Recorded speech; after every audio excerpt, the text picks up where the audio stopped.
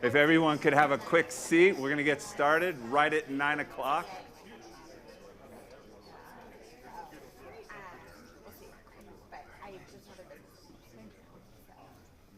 Okay. Welcome. On behalf of the University of Denver, the Daniels College of Business, and Entrepreneurship at DU, welcome to our event today. A good business is a sellable business. My name is Joshua Ross. I'm the Director of Entrepreneurship here at the University of Denver, teaching faculty, and I've actually sold a business as well. I went through the pain, the suffering, the happiness, then more pain and suffering, and then some more happiness when I did that. This is the second part of a two-part series on entrepreneurship through acquisition. In February, and I see some familiar faces, we held our first event. The focus was on buying a business. And the goal that day was, how do you buy a business instead of start one from scratch? Now we're flipping to the other side of the equation. And today what we're focusing on is how to sell a business. How to position yourself when that time comes, today, tomorrow, 10 years from now, to maximize that opportunity. How you should be thinking through the most strategic way to maximize the value of your business. One of the things that's really important to understand is the fact is all businesses are going to go through some type of transaction, some type of transition, some liquidation event. And the goal is for you to be ready when that time comes. And that's what we have planned for you today. So we have an amazing group of presenters. We're going to take a quick look at our speaker schedule to see the different speakers we have. And our goal today, when you leave, is you have a better understanding about how you may be selling your business. But I want to be very clear on one thing. This isn't just for people thinking about selling their business. It's also for buyers. Buyers are going to go through the negotiation. They're going to negotiate with sellers. They want to understand what the seller is thinking, what the opportunities are, what the post-sale will look like. Those are the discussions we're going to have today. And oh, by the way, at some point in time as a buyer, hopefully you are a seller looking for a successful exit. So here's our speaker schedule. Let's welcome Chris Osborne, Managing Partner from Industria Partners, to the stage with a big warm welcome. Thank you.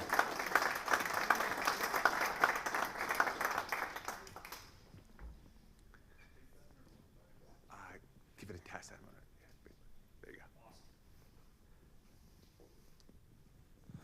go. Good morning. Super thrilled to be here. Appreciate the invitation and appreciate the opportunity to talk to y'all.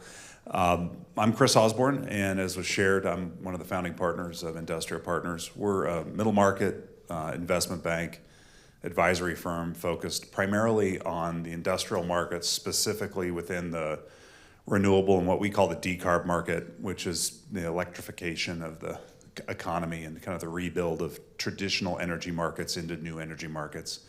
That being said, I wear a lot of hats in life. If you visit me on LinkedIn, it'll look like I've got 6 jobs. I joke that's because it's really hard just to keep one, so I insure myself. But like some of you in the audience, I am a small business owner. I own a couple of small businesses and have been both a buyer and seller of small businesses in my background. And so while I'm speaking to you today from my role at Industria, I also want you to know that if you've got questions, I'm trying to make it relate to everybody that's got a seat here today, because a lot of the things I'm talking about are things that we reflect on at our firm around middle market types of opportunities and transactions. But I think many of those drivers of value and sustained value hold true. It doesn't matter where you are in the marketplace. I'm going to talk a little bit today about the value creation of an enterprise. And stepping back for a second, one of the businesses that I'm involved in, I own a coach training organization. We train and certify life and executive coaches all over the world. So I've had the opportunity to be coached a lot in my past, and work on a lot of coaching curriculums, and one of the things that I came across about 15 years ago that really hit home was the idea that organizations are kind of like living beings. And so that enterprises themselves are kind of like humans in terms of the need of development and resource, and they live and act with some emotion at times. And using that screen to look at an organization, I think it's really important to look at how these organizations or your enterprises or your businesses are resource fed, both in terms of money and capital as well as people. Do they have a life plan? Like, is there goal setting going on and a strategic plan to the existence? What are they thinking about doing, not just today, but next month, and those sorts of things. The challenge that you all have as business owners and entrepreneurs around balancing the tyranny of the urgent versus the requirement of long-term planning, and how just incredibly schizophrenic life can be when you pick up your phone at 5:30 or 6:30 in the morning and see what happened overnight. And then finally, what drives the purpose of the organization. And I think, one of the things to keep in mind here is that people start to think of selling a business like an event, like, oh, I'm going to list and sell my house. I'd argue that it's really a process, and I'm really glad that Josh has put this together so people start to understand and think that, like, it's not like you come in and stage your business for sale. Now, people will do that, but the staging of a house quickly moves away, and people start to look at, like, what are the fundamentals of a home I'm buying, as an example using that analogy. Here, I like to think of it as the value story that's being created, and the founders or the business owners today are kind of the authors of the current story. Or think of it in terms of film, like you're the person that's producing, the executive producer and writer of this current film. And the challenge with respect to the franchise and the value is to be able to hand that pen to the next author and have the franchise and the value extended, either maintained or grown. And it's a really difficult challenge. And there's some fundamental components I'll talk about that are kind of, I'd say, pillars to understanding markers for success in that. But I think if you think about it as writing a story versus living the day-to-day of cash flow at times, it might help you step out and understand where you might want to be spending more of your time as the leader of the business. Three things drive value, right? The people within the organization, the market that organization serves, and then the capital both required and that results in being generated from the business. Fundamentally, those three things develop a recipe for success. You all in your own businesses have your own recipes for success. I think what's important to point out is that there are probably events, if you were to tell your story now of your company and its value, there's probably events that tie to each of these three things. Somebody that was hired, a salesperson that left or came on board, something that went on in the market, whether it's a macro market or a smaller micro event, and something that is really important around capital. That being said, all the areas are important. And so it's like all things matter, everything matters is the sorts of things that when folks come in and say, what's really driving the value of our business or my business? What do we need to be thinking about? It's the lousy answer, everything. But I think when you step back and kind of put a process to thinking about those things, the things that need to be reviewed consistently and constantly for the things that just need to be measured and spot checked. I'll talk about just a few of what we see as major kind of thematic drivers of value when we enter the market for a business. And the market we serve as a firm are enterprises with value of generally 15 million to 250 million. The middle market, the lower middle market is what they describe today. But I would say that what I'm going to share with you here today will apply to larger businesses and smaller businesses. It's just harder to manage these issues as you're smaller. Some of these things have a tendency to be exhibited to a larger degree when a business is smaller. And so picking on one, concentration. And concentration falls into a couple of buckets. It's really what is the concentration of, your customer base or your supplier base, or and I'd even argue your human capital relationships. So if you're a small business, you have one salesperson, and that salesperson owns a good portion of the relationships with the market you serve, you got a concentration on a human capital standpoint. If you're a distributor and you're distributing one family of products or a subset of one family of products and you have a single supplier, highly concentrated. If you're selling into one customer, massively concentrated. And so when you step back and think about it from a customer base, if you're looking to achieve a higher value for your business, it's really about de-risking the worst thing that can happen to you as an owner today and to the next owner of the business tomorrow, which is a phone call from the major customer that says, I'm making a change. What we see in value optimization is what I would call a nicely sliced pie. A pizza with every slice close to the same size. You need to look at this in terms of both the margins and the revenue, meaning you may have a customer that's got an enormous amount of revenue but driving a lower portion of your margins, or you may have a small customer that's driving an outsized portion of your margins. Those are the sorts of things that buyers and the investors in your business, the next stage, are going to be looking for. When we look at businesses, we would say if you've got a customer that's over 10% of your business, you have a topic to talk about, like tell us about this relationship. If you have one over 25%, it starts to impair the optimal value of your business. And if you're over 50% concentrated, it's a really tough sale. And it's not just because people strategically fear the risk, it's because other capital sources that might be enabling the purchase of your business, banks and other financing sources, get scared to death. Concentration is a huge detractor. And so as a result, the values really, really shift. And so, a business that could be worth 8 times free cash flow with a nice diverse kind of pizza pie of customers could be worth 2.5 to 3 if it's got really single source customer dependency. I'll talk a little bit later about how you can de-risk those sorts of concentrations, but those are important considerations. And I should have said on the front end, as I'm going along, if I lose anybody or if you've got a specific question, ask, because I have a tendency to roll through slides pretty quickly so that we have some time for any inquiry. But all along the way, go ahead and just raise a hand or yell out, hey, Chris. Hey, Chris. Yeah. On the concentration piece, can you talk a little bit about the strategic buyer versus a financial buyer? It seems like what you're describing is a financial buyer, but would a strategic buyer then be influenced by the value that the financial buyer would imply? That is a fantastic question. The question really is, what's the difference and what are the drivers of differences between the perspectives of financial versus a strategic buyer might have with concentration? I would say 20 years ago, I would have said oftentimes they're different.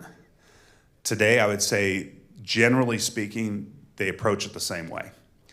The exceptions being, if you're in an industry where there's a lot of consolidation and you've got a stranglehold on a customer that a consolidator absolutely wants and desires, they may throw that rule book out and say, you know what, that customer is worth a lot of value to me because maybe they can sell it other products, those sorts of things. We have a situation that we're dealing with right now where that's exactly the case. We've got a customer that's got one pretty broad product set, but the current buyer that's contemplating buying our client has got a really broad product set, and they love the 8,000 long-standing customers that our client serves in terms of cross-selling opportunity. But those exceptions are truly exceptions. And so, I do look at what I'm sharing this morning as more often the financeability and the, kind of a financial perspective. But I would say because so much private equity and so much alternative capital is now in the market, even at the smaller entrepreneurial business level, those views have really converged. And we've seen it. I've been doing this in, I guess, fortunately, a very long time. And you used to, the strategic analysis versus financial analysis used to be 2 very distinct exercises.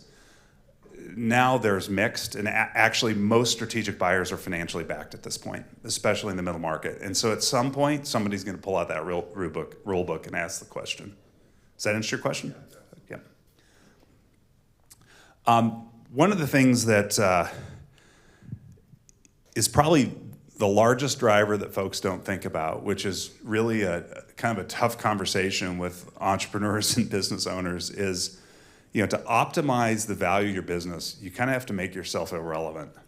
You have to work yourself out of a job. And it's really hard, I think, for folks. I mean, I've been in the situation where you're putting 60 or 80 hours a week into something and you're thinking, how can I suddenly wake up someday and be irrelevant? So I try and take it out of kind of personal context and really put it into some other construct to think about. And I'll tell you this first one, a partner and I bought a business. We did a leverage buyout of a good-sized defense contractor about 10 years ago. And I still have this debate with the gentleman we bought the business from, and he's a genius, but he would tell me, oh yeah, we had systems in place. And I would say, no, Steve, you had great processes in place. Because fundamentally and ultimately, they all still, at the time, were dependent on him. So when we bought the business, one of the challenges was us to build literally a senior management team that could fill the shoes of this genius entrepreneur we bought his good-sized business from. I mean, I'll give you an example. I mean, he had 250 employees, and his finance department was one part-time bookkeeper. And the business ran phenomenally well. I mean, that's how talented he was, which was great in terms of the cash flow of the business, was not good in terms of the dependency or concentration of human capital risk. And so I would say the difference between systems and processes are things that are typically somewhat codified, tribally known and accepted, but aren't really supported by systems that have been kind of compliant and tested. And so, you think about CRM as an example. I mean, there are plenty of systems out there, but there are also companies today that operate, I mean, I own one, that operate on kind of a patchwork of things. And that if one or two people go away, they don't really know how to get things from part A to part B. It's reliant on a process. It's not systemically handled or done. And so to the degree that you can systematize the components of your business that are available to be, from a financial perspective, rationally systematized, I'd say go for it. Again, I talk about the founder or the owner's role. How dependent are the relationships? I mean, it's really hard as an owner to wake up and have somebody else be in control of like your key customers every day. Balancing that relationship with control is really important. And it's that lousy question of like, if you got hit by a truck, what would happen to the business the next day? That's really what I'm talking about here. It's like, what are the dependencies on the CEO? Because if the business is highly dependent on the CEO, not necessarily for strategy, but for just day-to-day making widgets, selling widgets, and getting widgets out the door, it's a big driver to the negative on business value typically. That obviously feeds into succession planning and the line of sight to future human capital need. In today's world, one of the things we see both strategically and financial buyers spend a whole lot more time on is looking at the bench strength of the organizations they're buying. And it doesn't matter how large or small they are. It used to be kind of, I would say there was especially in the strategic world, kind of some arrogance of the buyer. We're the buyer, and so we've got all the resources we need. That's shifting now because of what's going on in the labor markets. Oftentimes, people are looking for great businesses with great young talent or just talent generally as one of the major drivers of value. As a business owner, I think you really want to think hard about the relationships. Are they the relationships of the enterprise or are they the relationships of the entrepreneur? And the degree to which you can build those relationships and foundations and hooks into relationships and retention devices that are driven by the enterprise as much as you personally as entrepreneur, it's a great value enhancer. Chris, I can real quick, on systems, to what degree is as an entrepreneurship, as an entrepreneur having acquired your enterprise, are you beginning to think about systems that are most likely to be used by a subsequent buyer? In other words, like universally applied systems for the purpose. Yeah, that's a great question. The question I think really pertains to as a buyer, when you're looking at the systems of the company you're looking to acquire, what lens are you using? Are you thinking about the next buyer? I would say you are thinking about the next buyer, but for me, it's kind of a closest alligator fight. Meaning, sometimes you can look at a business, and I can think of one right now we're working with where they're really deficient in the area of a web-facing interface to the marketplace, and it's a large capital thing, but it's also costing them a lot of money. That definitely is important to the next buyer, and I would argue if our seller had invested, in this case, it was about $300,000 a year ago, there'd be a huge return on $300,000 now. But at this point, all they can do is really present a plan. First and foremost, it's kind of like all things, taking care of the body in your business is the first priority. The secondary consideration, I think, is kind of the marketplace and what it demands. Where the two, finding that optimum where you can solve for both at the same time is really the magic. And you can't do it all the time. You just look to optimize this equation. Obviously, when I talk about systems versus processes and dependency on the entrepreneur and all these things, what you want to have in place is systems that yield visibility and repeatability with respect to revenues and cash flows. And, I'm just listed some of these things that buyers spend time looking at. Programs around quality and safety, depending on what industry you're in. In some industries, a safety program, you can be a phenomenal performing company. If you have a lousy safety record, you're untouchable by strategics. Because the insurance world today looks at every transaction, and what insurance costs you or your ability to get insurance drives value. So quality and safety. Safety is a lot of times a big cultural beacon. If you've got a strong safety program, it's usually indicative of some pretty strong cultural direction. IP management, this is something we come across oftentimes. I would say in some cases, people think they've really taken care of their IP because, I have an IP attorney and look at all these documents. But then you actually ask how they've been managing the IP and how they're working within the market to either support or position the IP, and it's a different answer. So thinking about anything that has to do with and when I say IP, I'm not just talking about trademarks and patents. I'm just talking about kind of the soft goods portion of any business, right? The goodwill, anything that's goodwill. Think about it in terms of how that's being retained and driven. There's a discipline that I love, which is like the 13-week cash flow, 1 quarter plus 1 week. And I will just say, generally speaking, I come across 2 types of businesses that easily produce those. The first are exceptionally well-run businesses with great planning. And the second is businesses that have already been put in the ditch and have been forced to go to a 13-week plan. And in both cases, really powerful tool.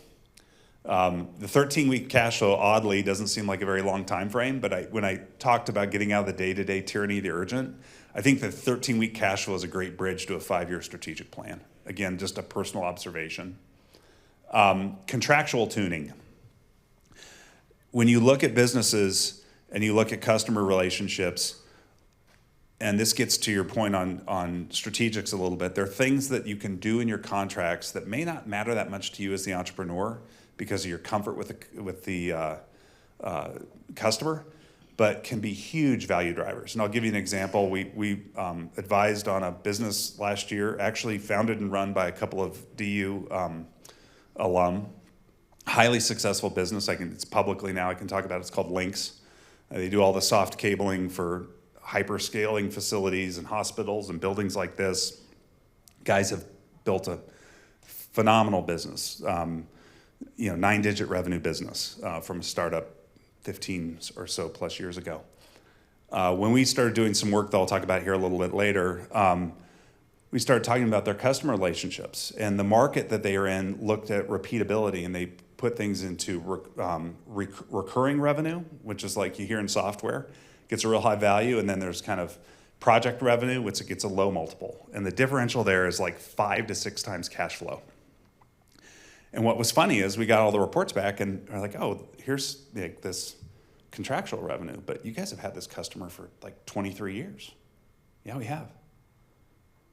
Like, do you do business with them every year? Oh yeah, we do a minimum of $3 million a year with that customer year on year. Well, what does your contract look like?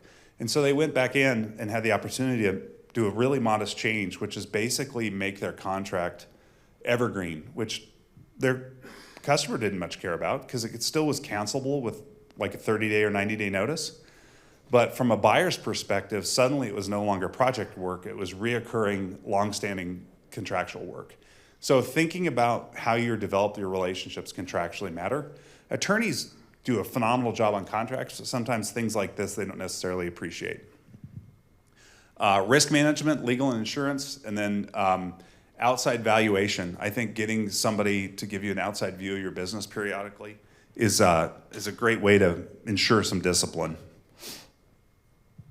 these are the differentiators, and what we'd say, we'd like to talk about, investment bankers love like terms du jour, right? And right now, people like to talk about the moats around their business. I don't know why in today's world we're still thinking about owning castles and having moats, but at least you can appreciate. And these are the places moats can be, dug and developed. Technology, people, product, and service levels. Basically, what are your sustained differentiators? And if you can prove those sustained differentiators and you gather data around them, customer surveys, feedback, and the like, great value drivers. End markets matter. Who you serve really matters. If you're in the oil field service business today, it's hard to get anybody to come be interested in your business. If you're in the software business, even though the market's down a little bit, it's still a very hot marketplace. The point being, $1 in one market is not equal to $1 in another. You need to be thinking about what is the size of the markets you're serving and what's the long-term growth prospects of the business you're serving. Scale matters. As you grow a business, for good or for bad, larger businesses are more financeable, and as a result, the values of those businesses typically show this in terms of kind of data outcomes. We look and we see breaks at $1 million in cash flow, $5 million of cash flow, then 10 and 25. And at each of those levels, there's a significant step up, and it almost doesn't matter what industry you're in. This is just something I referenced a little bit earlier.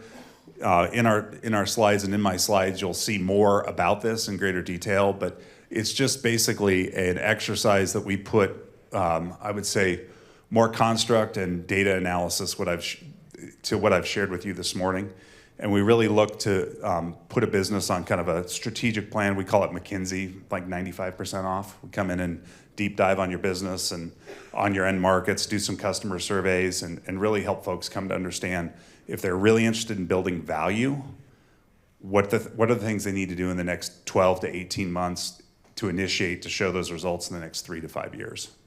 So with that, are there any questions? What about things, you mentioned systems like the EOS, like the entrepreneur operating system, and you scale it up really, like, when you see something like that, is that show discipline? I'm a huge fan of, I'm not sanctioning EOS, but I'm a huge fan. I own a training and leadership training company that's part of the coaching business. And I would argue entrepreneurs and teams that embrace that sort of discipline have a tendency to cover a lot of this ground naturally. And more than anything else, it's an accountability structure that a lot of businesses, and I would even argue, I know in the case of some things I'm involved with, I laugh at, like, I'm like the cobbler that, like, don't look at my shoes type of situation. Because it's really hard on smaller businesses to take the time and develop the resources. And it's really hard to force a team to take their way. This tyranny of the urgent thing I talk about is so real. And it's only been exacerbated by email and voicemail, right? Because you used to have a day to get back to people. And back in the days when there was mail, you'd had a period of time to actually think about it and respond. Now it's this immediacy. And so stepping out of the immediacy, I think, is a fantastic exercise. And EOS and systems like that, I think, are fantastic drivers of value. The other thing that I would just observe behaviorally of entrepreneurs is those that are in forum or peer groups of any kind, generally speaking, are more supported and have a tendency to naturally have somebody that's another partner in this sort of behavior as a leader of a business. Anything else? Sorry, Don, maybe questions. So as an investment banker, as an advisor to sellers, you have to be selected yourself. That's true. Yeah, beauty contests. Oh, our selectivity. Yes. Yeah. You're selling a business, yeah, and you want to increase the probability that business will sell correct itself. And so you have to be very selective, I assume, yeah, in what companies you choose to take on as clients. Right. So yeah, you just nailed it. A little bit guilty. Our product or service we offer, this EVA, it's a great test drive because it helps us really get, oftentimes, the challenges are selectivity, reputation, people, background checks. We can do as much work as we want, but there are always surprises once we're hired. Oh yeah, we didn't tell you about X, Y, or Z, right? And which is just, and stuff happens, right? And so, selectivity, I would say it's fair to say that my partners and I spend some time looking at these things to the degree we can before we engage with the business.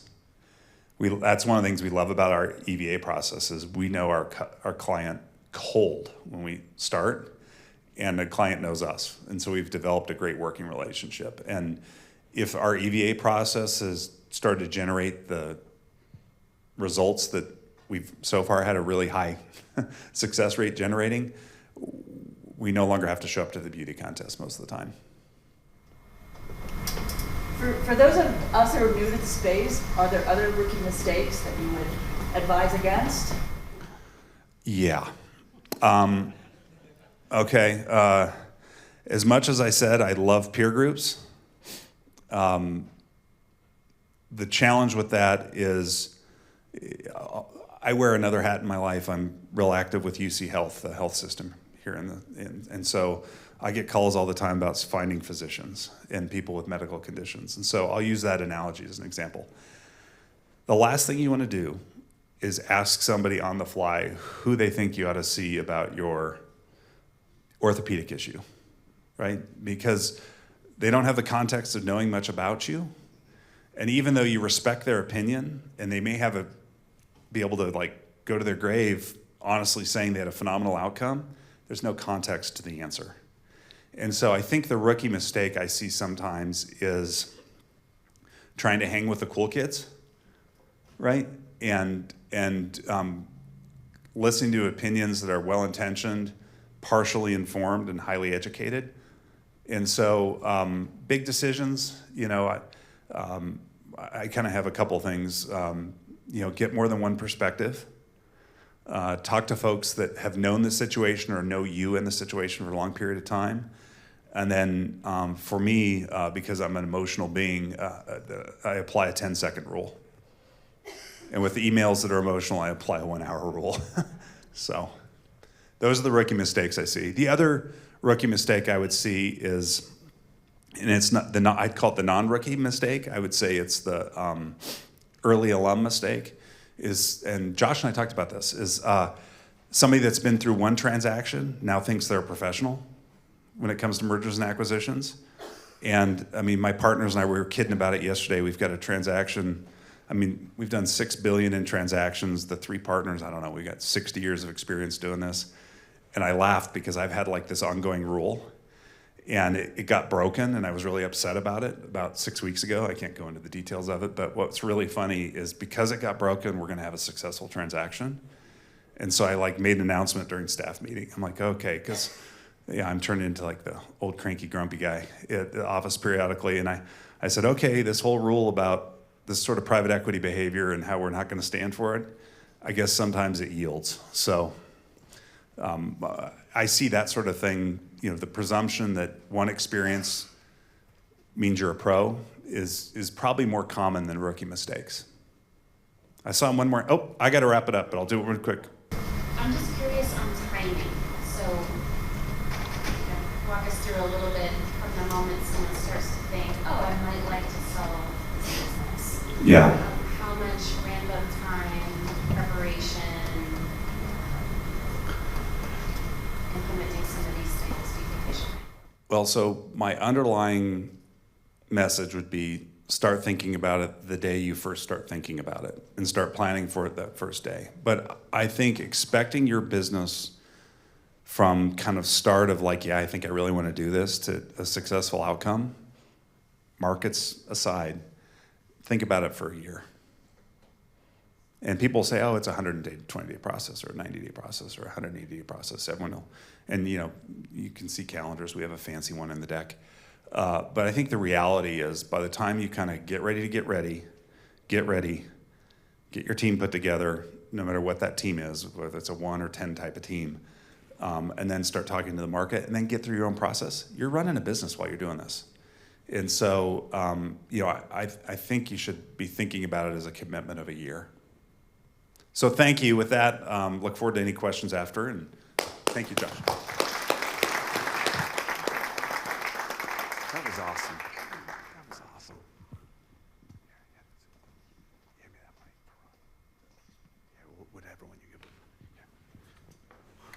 right, that was fantastic. We flip it one. Our next speaker, so our next two speakers, we're going to get a little bit more into the details, focusing first with our next speaker on the financial considerations and how you should be thinking about the sale. So please welcome to the stage Ron Neufeld.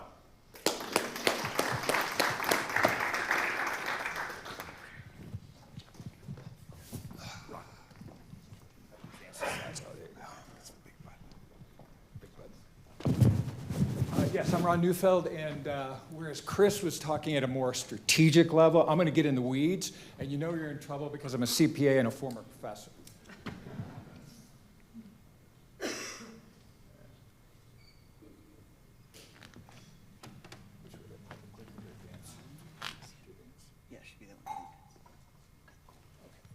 All right, so my perspective is that I'm assuming that, for sake of this conversation, that we're talking to sellers of a business that is, say, 10 to 25, 30 million in revenue.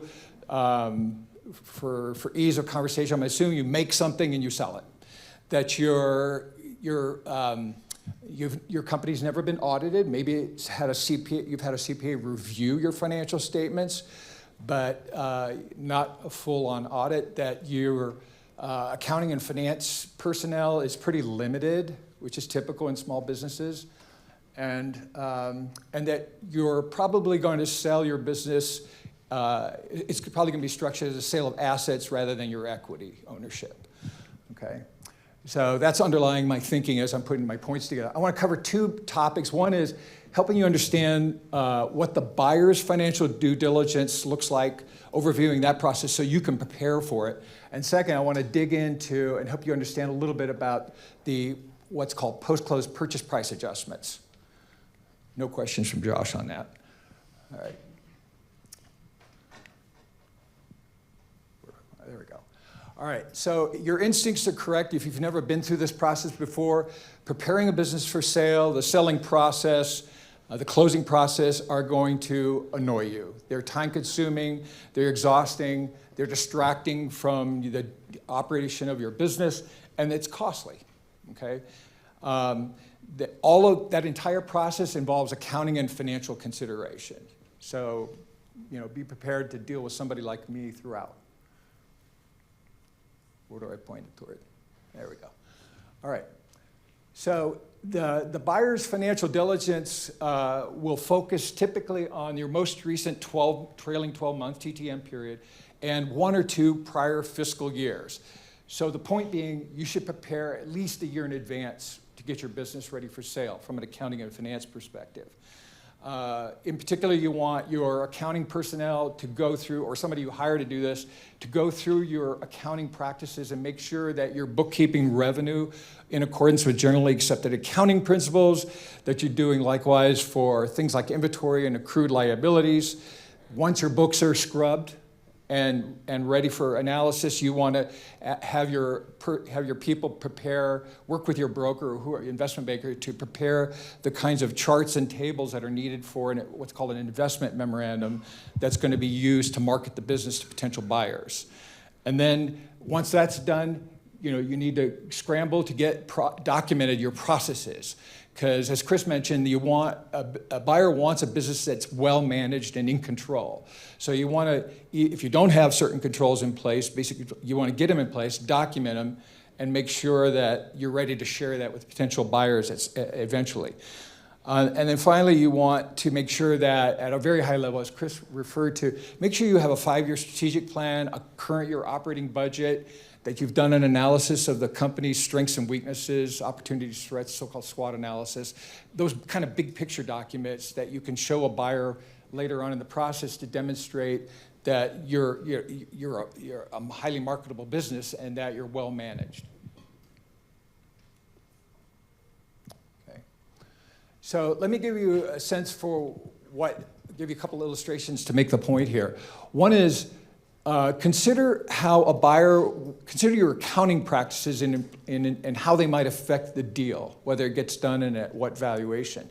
Several years ago, I was looking at working with the sellers of a SaaS, software as a service company, that was running through basically its entire personal life through the business.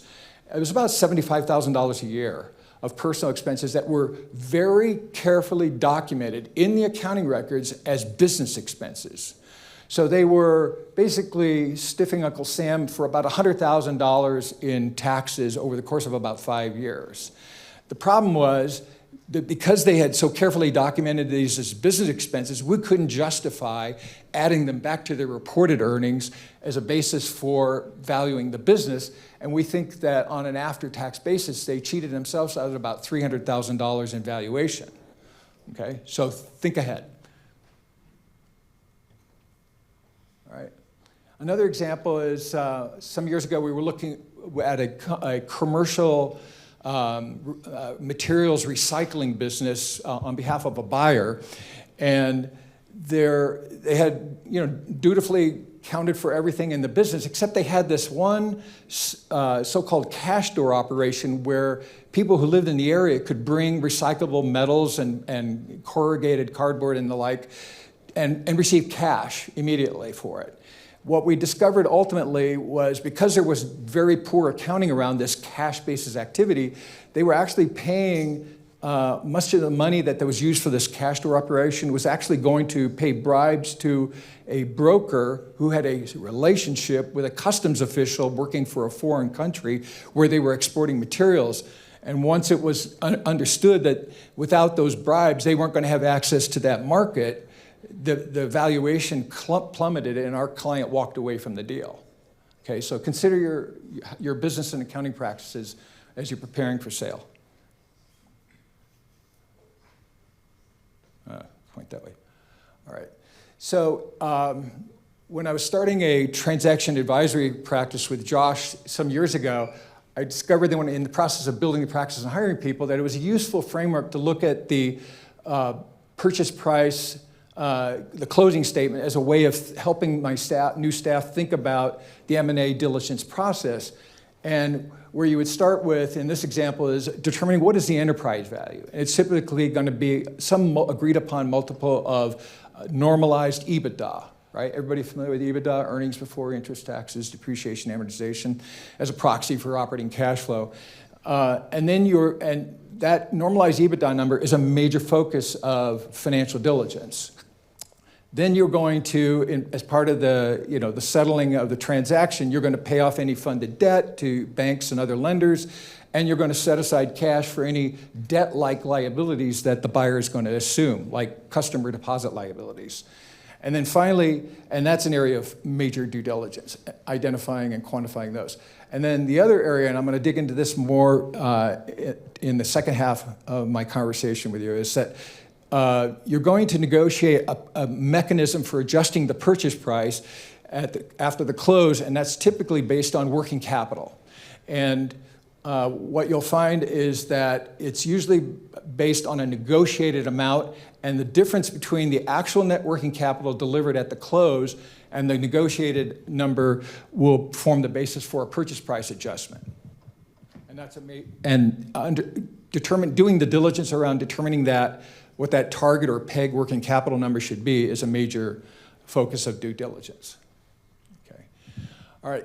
So the buyer's objectives in performing due diligence are normally in 5 areas.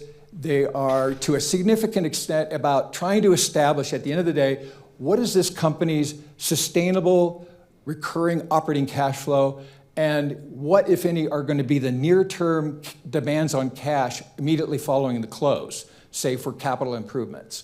So they're going to look at 5 areas primarily. One is trying to understand, and Chris alluded to this when he talked about revenue concentrations, understand your revenue and your costs for that trailing 12-month and prior fiscal years, normalizing your earnings, your EBITDA, for that same period of time, identifying any financial deal breakers, I'll get into that, and understand your net working capital as a basis for negotiating what that target balance ought to be at the closing, okay?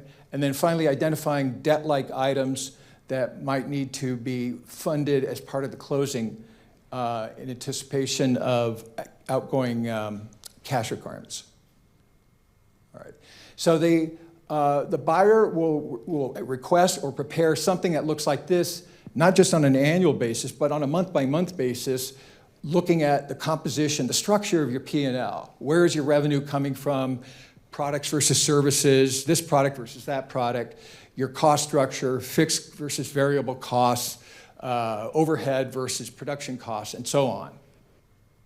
And then focusing on reported EBITDA is a starting point for understanding what your normalized EBITDA ought to be, or would be, all right?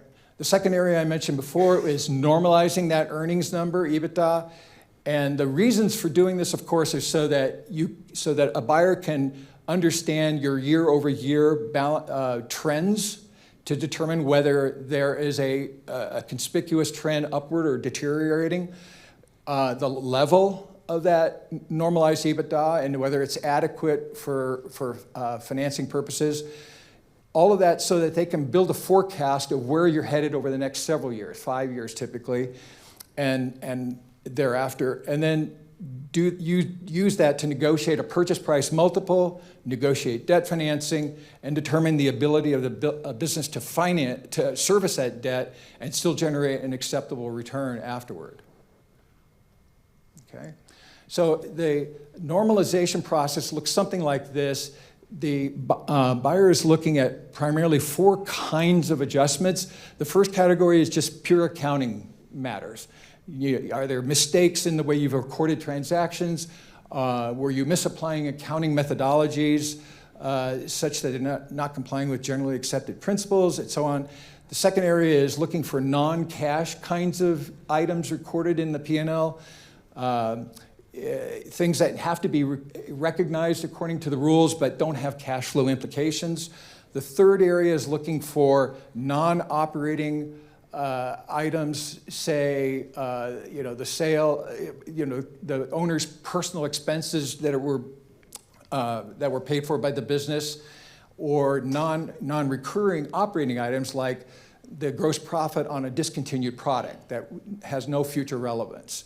And then finally, the fourth category of adjustments are the buyer's pro forma adjustments. These are not synergies per se. These are adjustments that are a function of just a change in ownership. So a new owner might say, yeah, I see the CEO paid himself, X dollars a year, but we think that number on a go-forward basis needs to be something more or less.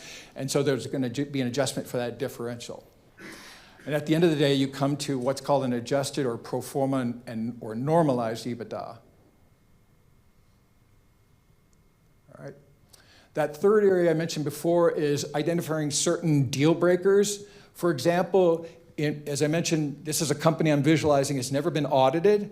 So in order to gain confidence with the underlying accounting records, a buyer, a prospective buyer, is going to do what's called a proof of cash. They're going to look at your bank records, because that's an independently produced source of information, your bank, and they're going to try and reconcile the money flowing into your bank account with what you recorded in your accounting records as revenue. Likewise, they're going to try and reconcile what you recorded in your accounting records as expenses with money going out according to your bank. And if they can't reconcile that difference, there will be differences. If they can't find the reconciling items that make up those differences, they're going to be concerned that there's off-the-books accounting, that there's fraud or something, and they're highly likely to walk away from the transaction at that point. Okay? All right. The fourth area I mentioned before is understanding the company's net working capital, what it's composed of, receivables, inventory, et cetera, what its trends are, whether it has any seasonality that is related to the seasonality of revenues, what the asset quality is your inventory saleable, are your receivables collectible, and what are the accounting practices you use to determine the amounts of working capital components? Are you recording revenues and receivables as a result in accordance with acceptable accounting practices? All of that work is done so that they can negotiate a net working capital target and develop a forecast that will be used in trying to obtain their acquisition financing, including any working capital line of credit. Okay. All right, I want to dig in, and if any of this causes your eyes to glaze over, I'm reachable. We can talk about this one-on-one at some point later today or afterward. Okay, but I bring this topic up because I see it as a recurring source of trouble for buyers and sellers. Okay, it can result in all kinds of disputes, and it's usually an outlet for frustrations that existed prior to the point where the purchase price adjustment even became a point of discussion. It's a way of venting. Okay, so remember I showed you this. Net proceeds calculation before. I want to focus on that net working capital target number and the related purchase price adjustment, that $540,000. All right. So as I mentioned earlier, the typical purchase agreement is an asset purchase agreement, and it will contain a PPA or purchase price adjustment provision that's usually net working capital based. Okay. I'll resist the professorial impulse to explain why it's based on net working capital and not something else. But the purposes are basically two. One is to ensure that the business has an appropriate level of working capital at the close needed for the near-term post-close operations of the business and consistent with the information that was used to negotiate the purchase price of the business. And at the same time, prevent two things from happening. One, prevent the seller from monetizing its receivables or its inventory and using the money for whatever rather than to pay trade payables.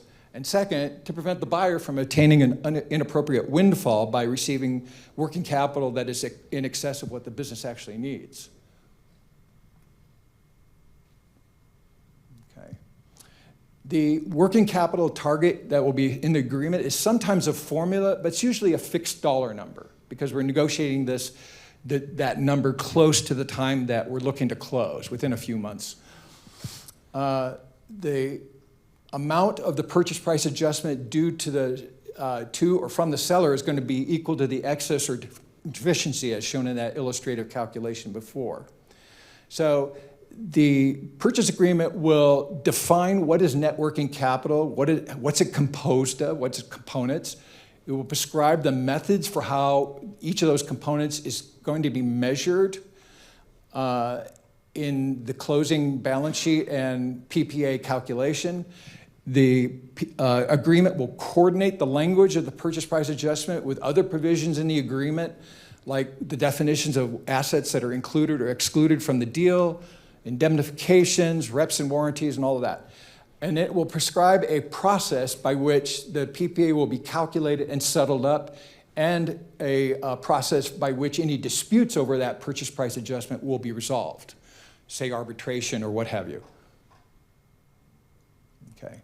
So the typical language in a purchase agreement will be something like, net working capital at the close will be determined in accordance with U.S. generally accepted accounting principles as those rules were in effect at the reference date balance sheet, a date prior to the close that's a point of reference for negotiating the deal, applied on a basis consistent with the company's past practices and using the same policies, methods, and assumptions that were used in connection with preparing that reference date balance sheet.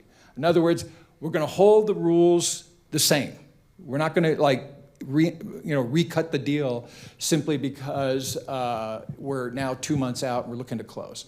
So that language, that fairly standard language, is meant to recognize that accounting rules do change from time to time, that the accounting standards do provide alternatives. So for inventory, you can use any number of accounting methods, including, say, first in, first out, or last in, first out, and those have very different effects on working capital. So you can't go from FIFO to LIFO or vice versa between the reference date and the closing date, is what the agreement will require. And the accounting rules require, not just permit, but actually require the company to make assumptions using estimates about, say, for example, how they'll apply overhead and labor to their manufactured goods, or how to establish an accrual for product warranty claims. Okay.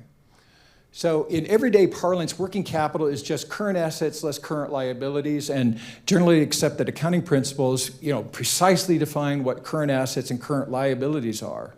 The problem is that in the context of M&A, while all working capital elements are current assets or liabilities, not all current assets or liabilities are working capital. For example, take, for example, a partial balance sheet, just the current assets and current liabilities of a fictitious company here at the reference date and eventually at the closing date several months later.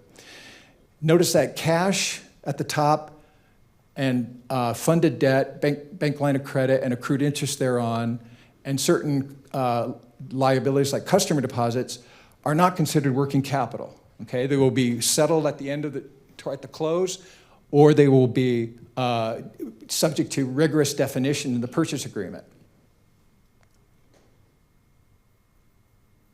Okay, the purchase agreement will probably specify, well, should, if it's well written, should spell out exactly the methodology and the assumptions to be used in measuring those subjective items like accounts receivable allowances. Okay. So the point here is that the sellers should perform their own net working capital diligence before they sit down and negotiate a working capital target amount or a formula, or agree to definitions of net working capital or methodologies and assumptions to be used in measuring those things. In order to do that, you first need to make sure that you do your own diligence on your balance sheet and make sure you correct any month-end accounting for working capital elements. Are you recording your receivables and your revenue timely or not prematurely? Are you accruing all your liabilities? Are you recording inventory properly, and so on? And then removing the effect of certain items that are not working capital, like seller bonuses, accruals for the seller. Okay? So beware that if you're working with a financial buyer, they and their advisors are sophisticated in this process, and they will seek to include anything that's a liability under generally accepted accounting principles in the purchase price adjustment calculation. And doing so lowers net working capital and lowers the amount of any purchase price adjustment due to the seller or due back from the buyer to or due to the buyer. Okay, increases the amount due to the buyer. So they're cautious. The folks they're working with will understand the accounting standards. So you want to make sure you can go toe-to-toe with them on defining and measuring those things. All right. So rather than simply negotiate a working capital number based on some recent historical average, like the last 12 months, think carefully. You may be carrying excess or deficient working capital, but especially if you routinely carry more working capital than you need, you want to ask yourself, how do I determine what's the required working capital? And should I agree to leave that in the business at the close and not some arbitrary average of actual balances? And one way to do that is to look at what your average daily cash costs are. In other words, your total cost of sales and operating expenses, excluding depreciation and other charges that don't require cash, and multiplying that by what's called your cash conversion cycle, your average receivable collection period plus the number of days on average it takes you to sell your inventory if you carry inventory, less the average number of days it takes you to pay your trade payables and accrued expenses. Okay? So that would look something like this. And it's not as complicated as it looks. All you need is your summary P&L and the working capital balances that have been scrubbed, that you've done diligence on, and make sure they're up to snuff with accounting rules. And you can calculate from that very limited information your average daily cash requirements, your average daily cash conversion cycle by month, and calculate by multiplying one by the other to get what the indicated required working capital is. And notice in the illustration that the average actual working capital of $4.3 million exceeds the indicated required working capital of just under $4.1 million. So you want to be careful that you're not agreeing arbitrarily or inadvertently to leave working capital that approximates your average actual balance, but rather what is necessary in the business post-close. Okay, that's everything I had. I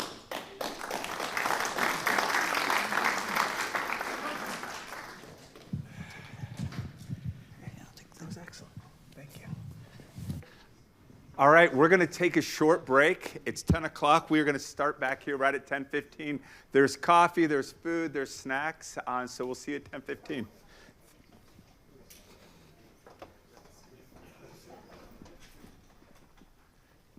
So if we could just take a quick second and give a big hand to our first two presenters. They were fantastic. I mean, those of you that have had to prepare a presentation and come up on stage realize that it takes a lot of time, and you got to be really thoughtful in what you want to present and how you present it. And I'm very strict on timelines. You got to make sure you're in those timelines, and then make sure you're saying the right thing to the right audience. And I just thought those two were great.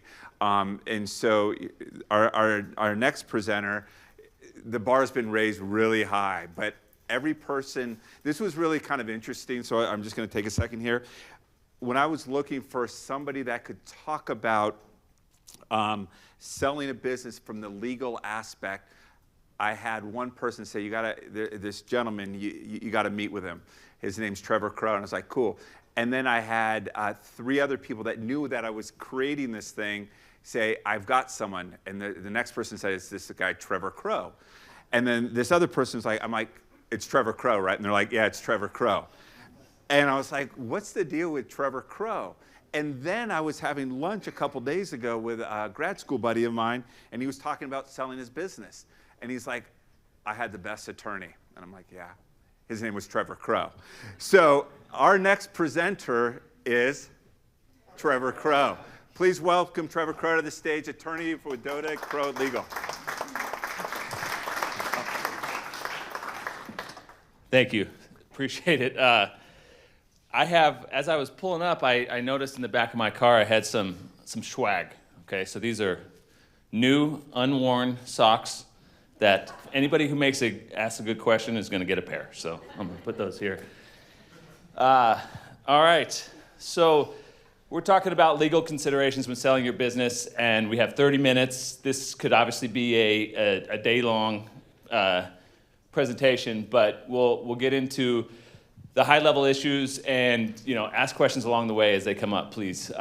So here's the agenda. We'll cover real quick. We're going to talk about some common seller questions, quickly touch on asset versus an equity sale, then get into LOI pitfalls and negotiation strategies, due diligence traps and prep, and then I'll give you some hypothetical examples. Names have been changed to protect the innocent, and give some other tips, and then see if you have any other additional questions at the end. So, all right, let's do it. Whoops, pointing in the wrong direction.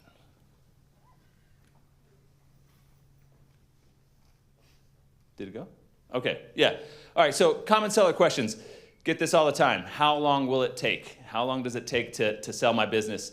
And I come from the perspective of at the time you get an LOI, right? So if you're talking to Chris or you're talking to Matt, who's coming up after me, they're intermediaries helping people sell their businesses. They're starting a little bit before I am. Oftentimes, sometimes they're clients, so they're getting them prepped for these deals. But they come to me and they have either we're negotiating an LOI, or they already have an LOI that they've signed, which you're going to see is one of my things where I say this is a pitfall, is where you're getting it signed before you're talking to your attorney.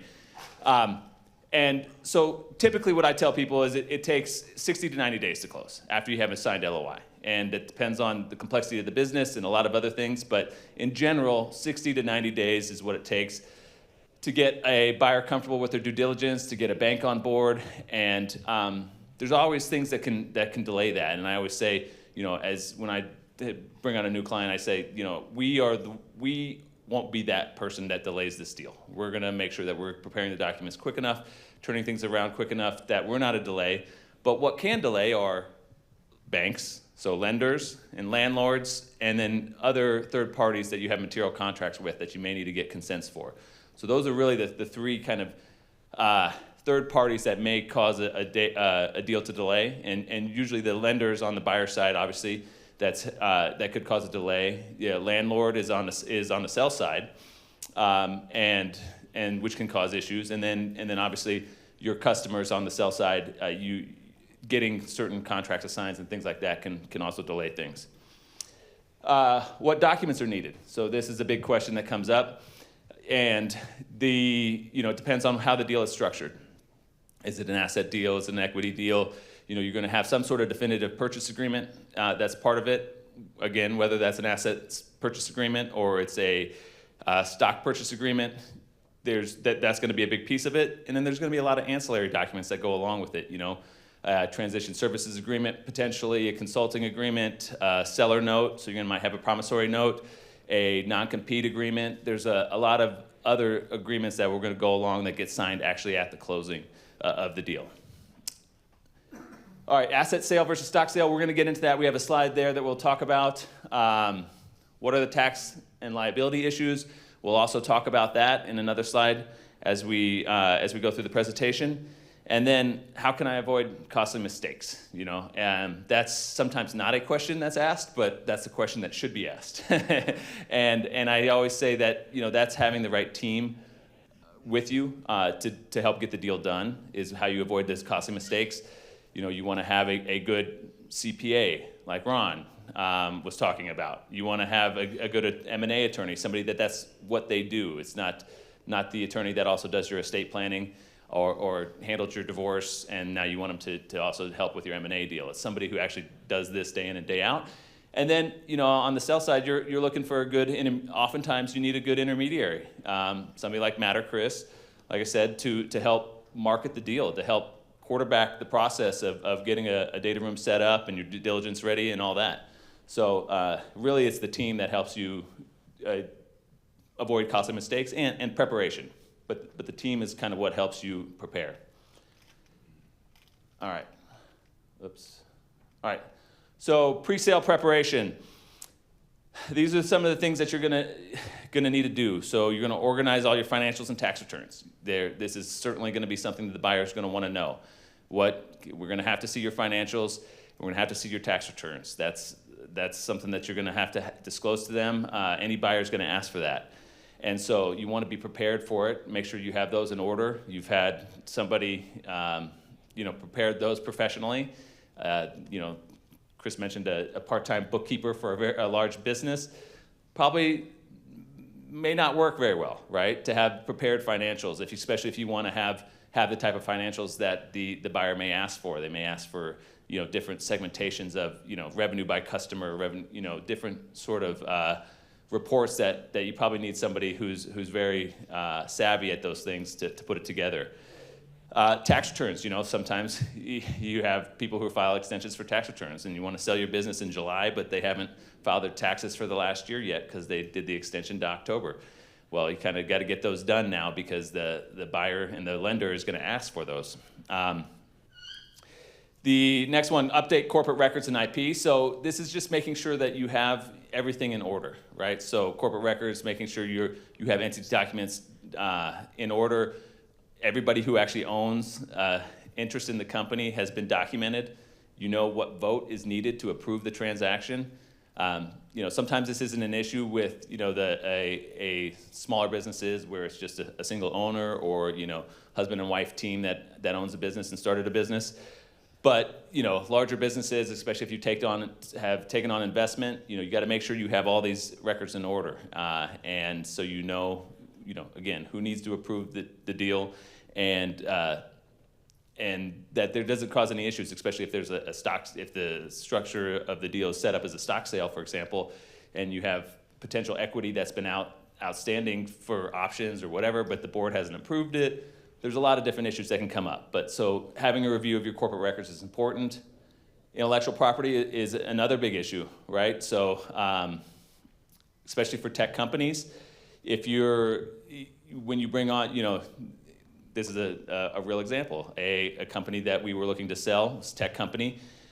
Company was started by two founders. One of the founders was a big piece of putting together the tech and the code in the beginning, and then that founder decided they got in a fight. The two founders got in a fight, and so about 2 years into it, one of the founders left, and there was no assignment of IP to the company. And so now 5 years later, they're looking to sell the company, and the buyer comes in and says, okay, well, who does the company actually own the IP? And they say, yeah, of course it owns IP. And they said, well, where's the assignments of this IP? And there was never one. And so now you have to go back to this founder who has bad blood with the other founder and say, hey, can you please sign this assignment of IP to the company? And, of course, that person has a lot of leverage at that time, right? We're going to sell the company for millions, and we need you to sign the IP over to us. And they say, well, maybe I need a piece of that. So it makes it tough. So having those things in order from the beginning is very helpful, and they'll save you a lot of pain later. Resolve known legal issues. This is, hey, do you have permits that have expired? Do you have, an environmental inspection that's going on that you need to take care of? There's, things that are coming up. If you have those in order, it's really gonna help you be prepared for the sale. Use NDAs. I mean, this should go without saying, I think, but it's a good note. You might be out there talking to people as a business owner and people who are interested in buying. You want to make sure that you have them under a confidentiality agreement. It's some sort of NDA before you're sharing sensitive information with them. And so usually, if you have an intermediary, they're gonna manage that process. They're gonna vet the buyers, and they're going to make sure that you have NDAs before you're sharing any of your information. But just to hit home, that's always a good thing to make sure you have. And then lastly, build your advisory team. Find good people to help you along the way. I say that they're gonna pay for themselves, either in taking away headaches from you or getting an increased purchase price. All right, so quickly, just asset sale versus stock sale. This is something that I always say you need to think about early in the process if you're a seller. You want to talk to your financial advisor, I think, or somebody who manages money early, especially if this is a sale of a business upon retirement, right? So if you're younger and you built a business and you're selling and then you're going to go build another one, maybe this isn't as important. But if you're selling a business at retirement, you really want to know how much money do you need to retire, right? And so that's the first question. And it's not what your purchase price is, right? It's what you take home after you're paying taxes. That's the important piece, is what you take home after paying taxes. So thinking about the structure, asset sale versus stock sale, there's a lot of tax issues that go into it, and there's also other issues like liability issues. So when you're thinking about asset sale versus stock sale, in general, asset sale is going to be where you're selling just the assets of the business. So you're lining out, hey, these are the assets that I'm selling, and these are the liabilities that the buyer's assuming. There's usually consents and things like that you need for contracts, but you have the potential for a double tax issue if you have, for example, if the seller's a C Corp. If the seller's a C Corp, then it's going to pay tax on the difference between its basis and the value of those, or the allocated purchase price to those assets at the corporate level. And then when you distribute that money out at the end, then the owners are going to pay, or the shareholders are going to pay tax as well. And so there's a double tax issue that you need to think about if that's the way your company's set up. Stock sale, buyer inherits all the liabilities. It's a cleaner exit. Usually there's lower tax. It's just capital gains tax. There are some weird rules for LLCs if you're selling equity in LLC called the hot asset rules that can lead to more tax there, depending on your asset makeup. But in general, there's usually less tax for the seller. But the buyers really don't want to inherit unknown liabilities oftentimes, especially in lower middle market deals. And so a lot of those are structured as asset sales, I would say. Unless there is some issue with, like for example, we did a deal recently where it was seller company had a lot of government contracts. Hard to get assigned, big bureaucracy to get those assigned, big bureaucracy to get those contracts in the first place. So this is a very valuable piece of the business. And so we had to structure it as a seller, as a stock sale, just to keep those contracts in place, because there was not a change of control provision, although there were anti-assignment provisions otherwise. So I'm just making sure time here. Yes.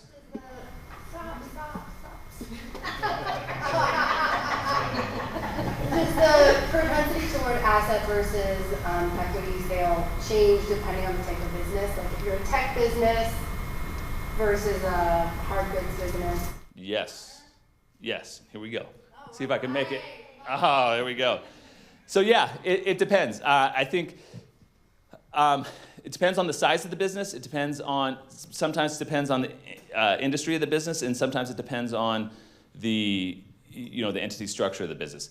A tech startup that has a lot of employees and has been operating for a while and is operating as a C Corp, oftentimes, which they do because it's easier to take on VC type money, then they will sell as a stock sale. That's very common. I would say smaller service-based businesses and things like that are going to be a lot more often is going to be a asset sale. Yes. Uh-oh.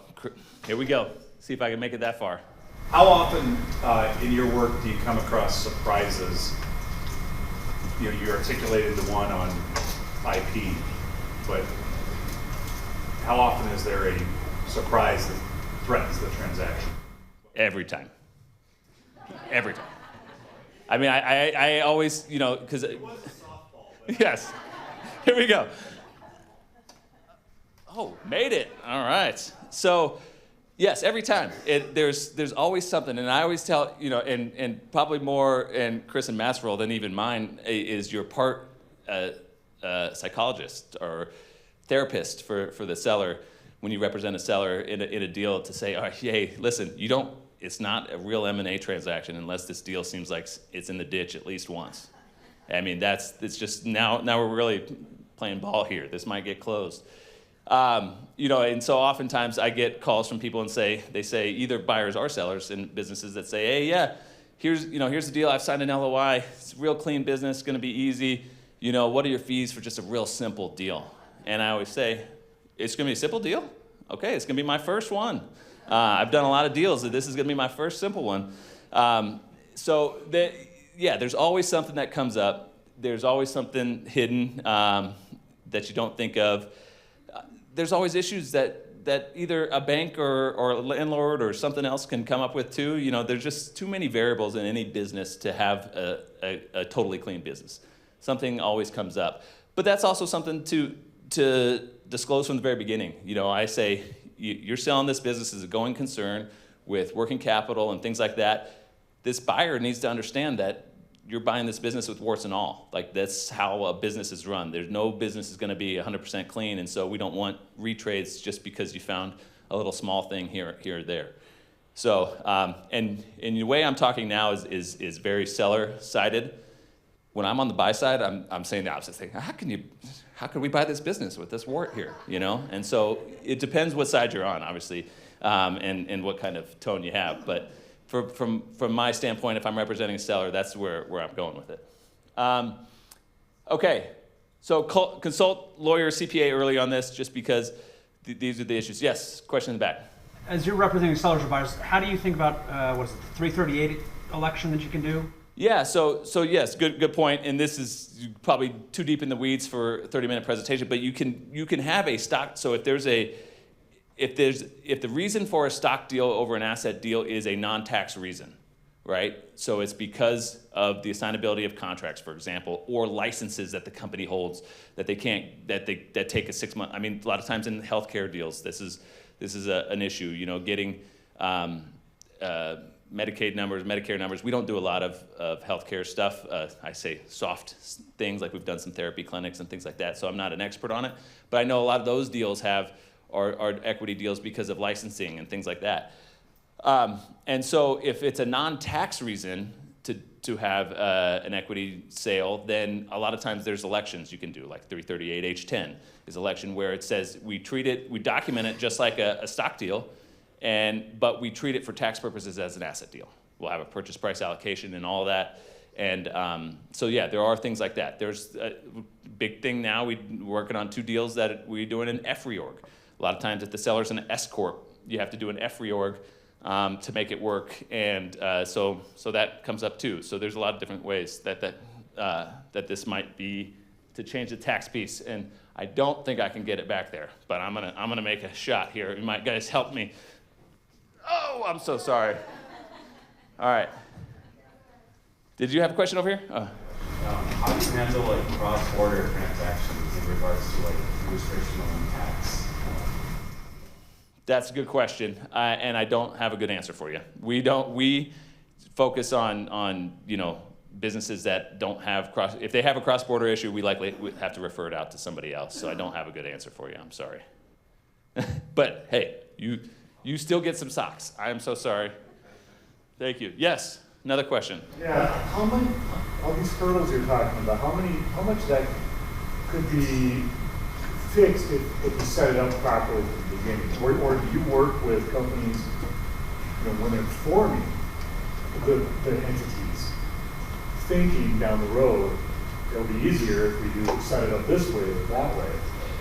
Yeah, I do, and there's a give and take on that, the push and pull. I mean, so a lot of things you can't predict what the sale is going to be. For example, if I knew 5 years from now they're going to sell this as a stock deal, or 6 years from now, and everybody's going to own it, and we're going to pump all the money back into the business instead of to grow the businesses rather than distributing it out, I would say, yeah, form a C corp.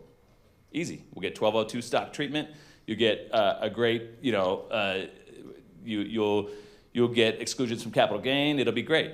And but the problem is we don't know that. And so if it turns around and the company is actually going to become a cash cow that they're just distributing out money all the time, C corp is a tough place to be, because then you're paying double tax on everything, unless you just pay it all out as salaries. But that's hard to do, again, if you have investors and things like that. So it's definitely a hard issue. We talk about it. We talk about, hey, we always ask, companies when they come in and we're helping them form, because we do that work too.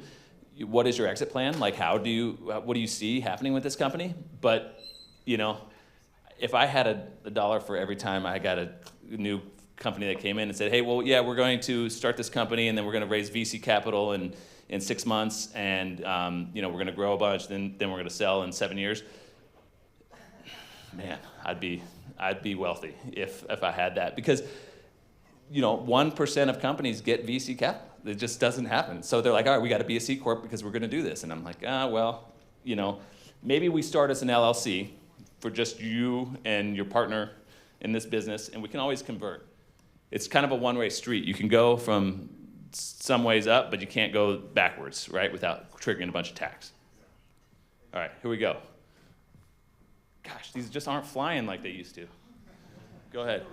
Out of, in your experience, post LOI, what percentage of the deals do you see actually exit?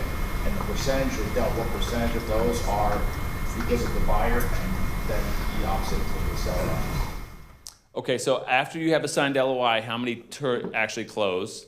And then the ones that don't close, how many times is it the buyer versus seller? That's a very good question. I wish I had good stats on this, so I'm just going to give you my ballpark. I would say the ones that we get under LOI, lower middle market deals, they close probably 80% of the time.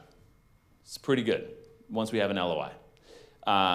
And I would say it's probably half of those are buy-side issue, or probably 70% of the non-closing is buy-side issues, usually lender issues that come up. Price, the lender comes in and says, we can't finance it at this purchase price because of X, Y, Z, once we really look at the financials. And the other 10% or other, 30% is sell side. Like, we just had a deal, didn't close, and I just think this seller didn't want to sell. They didn't want to sell. We went down the road. They had demanded an equity deal. We drafted all the paperwork. We were literally at the every document signed off on. The seller decided to fire his lawyer and said I fired my lawyer because his fees were too high, and we were representing the buyer on this one. And now I read the contract and I don't understand it. I just want something simpler. And we're like, we're at the closing table. What are you talking about? We're not going, no, And so anyway, it was, I think that situation was just a seller who didn't want to sell. All right, did I already send you some socks? Here we go. Oh, there. This is getting crazy. Sorry, guys. I ran out of socks. Are you sure you want to ask? That's okay. Okay, go ahead. I'm non-stock anyway. 5 minutes? Okay, thank you. From a asset versus stock sale, does one favor a buyer or seller more than the other? Yeah, as a general rule, I will say, I mean, there's complexities to it, but as a general rule, the stock deal is going to favor the seller and not be as good for the buyer, and then vice versa. Asset deal is going to be better for buyer. Yes? From a tax perspective, though, from a legal perspective. That's from a tax and a legal perspective. Okay. Yes, because in an asset deal as a buyer, not only do you get a step up in basis on all the assets that you buy based on the purchase price allocation, but you also get to pick and choose your assets and liabilities that you take on. So you're not inheriting any skeletons in the closet by stepping into the shoes of that entity. Okay, no way I'm going to get through all these slides, but we'll just get through what we can. So letter of intent basics, preliminary deal summary. It's mostly non-binding. It usually includes price and structure for the deal. It has the binding provisions are exclusivity and confidentiality, but it sets the expectations for the final contract. And so too often do I hear, hey, I signed this LOI, but it's non-binding anyway. Can you help us get to the end of the road by documenting the deal? Even though it's non-binding, it sets a kind of a moral contract for one, and it's that if you change, likely the deal doesn't get done. If you're changing it too much, at least. Now, if there's legitimate reasons, the things you found in due diligence or something like that, then certainly there's renegotiations, retrades, things like that can happen, and sometimes it makes sense. But from a seller, just signing an LOI and saying it's non-binding anyway, let's move forward, is usually a recipe for disaster. So I would say make sure you actually take a look at those and hire professionals to help you through those, because there's little issues you can catch that aren't, I guess, common sense or issues that you talk about at the dinner table with your family. So you want to have somebody who's been through a bunch of these and can help negotiate those, because even those little things can be helpful. And a lot of times buyers, I would say, depending on who it is and the size of the deal, they're hesitant if they're like somebody who's looking to buy a business, kind of like an ETA type person. Oftentimes they don't want to spend attorney's fees to help prepare those in the beginning, and so they're sending this out without much help. And so if you can actually get on the sell side, get some help and professionals to look at it and get it negotiated correctly, it can really help through the deal process. Okay. Pitfalls. All right, overlong exclusivity, vague or missing terms, signing without legal review, no exit clause if the buyer retrades, and engaging only one buyer. So some of these are common sense, right? Obviously, engaging only one buyer. If you have a process that you're doing to market the business and you have more than one buyer, that's going to be helpful. And but some of these other things, like vagueness. How long am I sticking around to consult on the business? Is there going to be a seller note? Is there going to be an escrow? Are you going to escrow, are you going to, in the purchase agreement, ask to escrow 20% of the purchase price for 18 months? Is there going to be do we have an overlong exclusivity? I've seen 180-day exclusivity provisions. And then the buyer drags their feet, and then on, month 5, they say, hey, we've done some due diligence and we need to retrade you on this. We need to lower the purchase price because of X, Y, and Z. And so now that seller has been taking the company off the market, they've been on an exclusive basis for this long, and now they feel pressured to say, all right, maybe I have to accept. Otherwise, I have to, start over after 5 months of not doing anything. And so that's what some people call that the alligator roll. The old alligator roll, the buyers pull on you. And so if you have that, you might, that can be detrimental to your negotiating leverage. All right, I think I have, let me just see if there's any last things to do in the last minute here. Trevor, take 5 more minutes if you need to go. Oh, you sure? Okay. All right, so negotiating tips, limit exclusivity to 45 to 60 days. I think that's pretty typical. I like to build in milestones on the sell side to say, hey, you're going to get us a commitment from the bank within 30 days. You're going to get us a draft purchase agreement within 45 days. You're going to get us these sort of things to help and say exclusivity goes away if you don't meet these milestones, right? And so that's a something that you can do to help keep the process going and make sure that you're not out there with this long-term exclusivity in your LOI. Define the diligence scope early, what you're going to be providing and when, things like that. Milestones, I already mentioned that. Sometimes, I've even added a clause in there that says if the buyer tries to negotiate a lower price, exclusivity terminates immediately. And so that's something you could add in as well to think about. Due diligence, what to expect. Okay, so due diligence, this is where preparation comes in from the beginning. If you can prepare for due diligence, starting from day one, that is a huge thing to help you through this process. So they're going to examine everything. Buyer comes in, they're going to request everything. You're going to see due diligence request lists that have hundreds of items, right, that they're asking for. Oftentimes, a lot of them don't apply, but they ask for them anyway just to make sure that you don't have these. Like, you're a service-based business and they say, provide me a list of all the patents you own. Well, we don't own any patents, so it's an NA, right? But there might be a lot of those in the agreement, but they're still going to give you that due diligence request list that has hundreds of items oftentimes.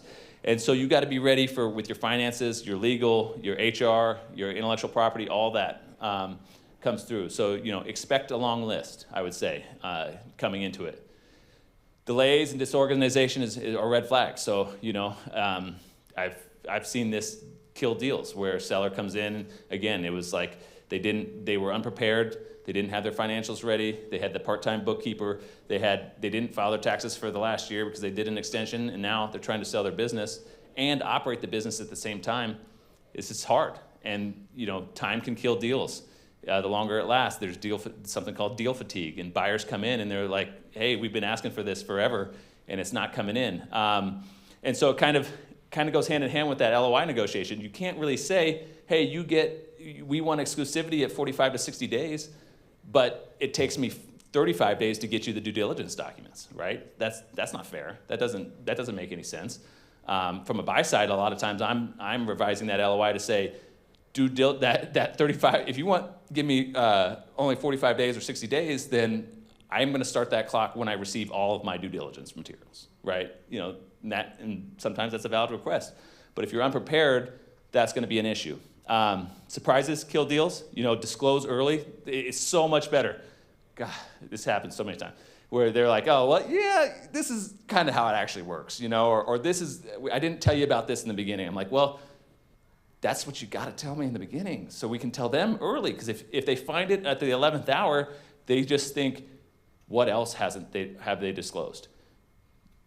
Just be honest with your disclosure. Get it out there early. Trust me, oftentimes it doesn't kill the deal, and it'll make your life so much easier if you just disclose it early. Okay, here's what you do to prepare for due diligence. Sometimes sellers are even doing their own Q of E review these days, but that's not all. Not lower middle market, not as much, but upper market deals they do. Let's see here. All right. So I prepared some hypotheticals. Al signs an LOI with 6-month exclusivity. Again, I've already kind of given you this example. Then 5 months later, the buyer says, "Hey, I'm going to retrade you on price," and they're stuck with this exclusivity, and now they feel pressured to sign it. Bob, I've already gave you all these. Carol sells the C Corp here. This is the one where it's like, hey, I didn't check with. I was assuming that I was only going to pay capital gains tax on the sale, and it turns out that I own a C Corp, and the buyer will only do a asset deal. And now I'm going to get hit with double tax, and so I'm actually paying a lot more tax. So my $5 million deal, which I thought was going to lead me to $4 million take home, is actually only going to lead me to $3 million take home. What do I do? That's $1 million less. Okay. A lot of risks and legal pitfalls. This is more about the document. There's going to be lots of reps and warranties, indemnification, escrow. You're going to have a non-compete. There might be a lot of third-party consents that you need to get. And key takeaways: start early, hire experienced team, negotiate the LOI carefully, disclose honestly and diligence, and know your walkaway terms. That's an important one I didn't really touch on.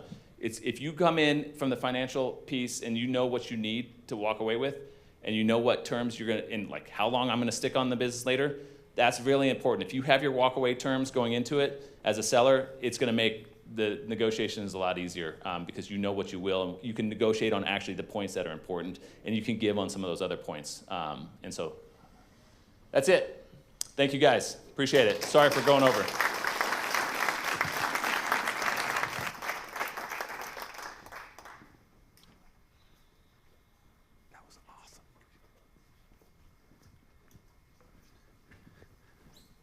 So if the one takeaway from the last two presenters is make sure you have a really good accountant, an accountant that is focused in this industry, and a very good attorney focused in this industry.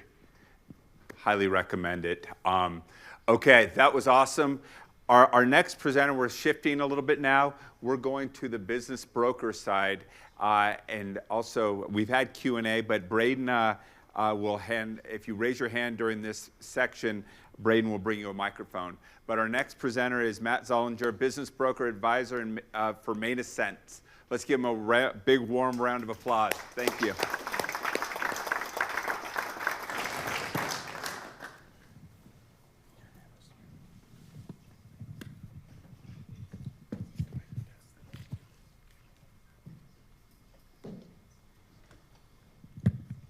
All right.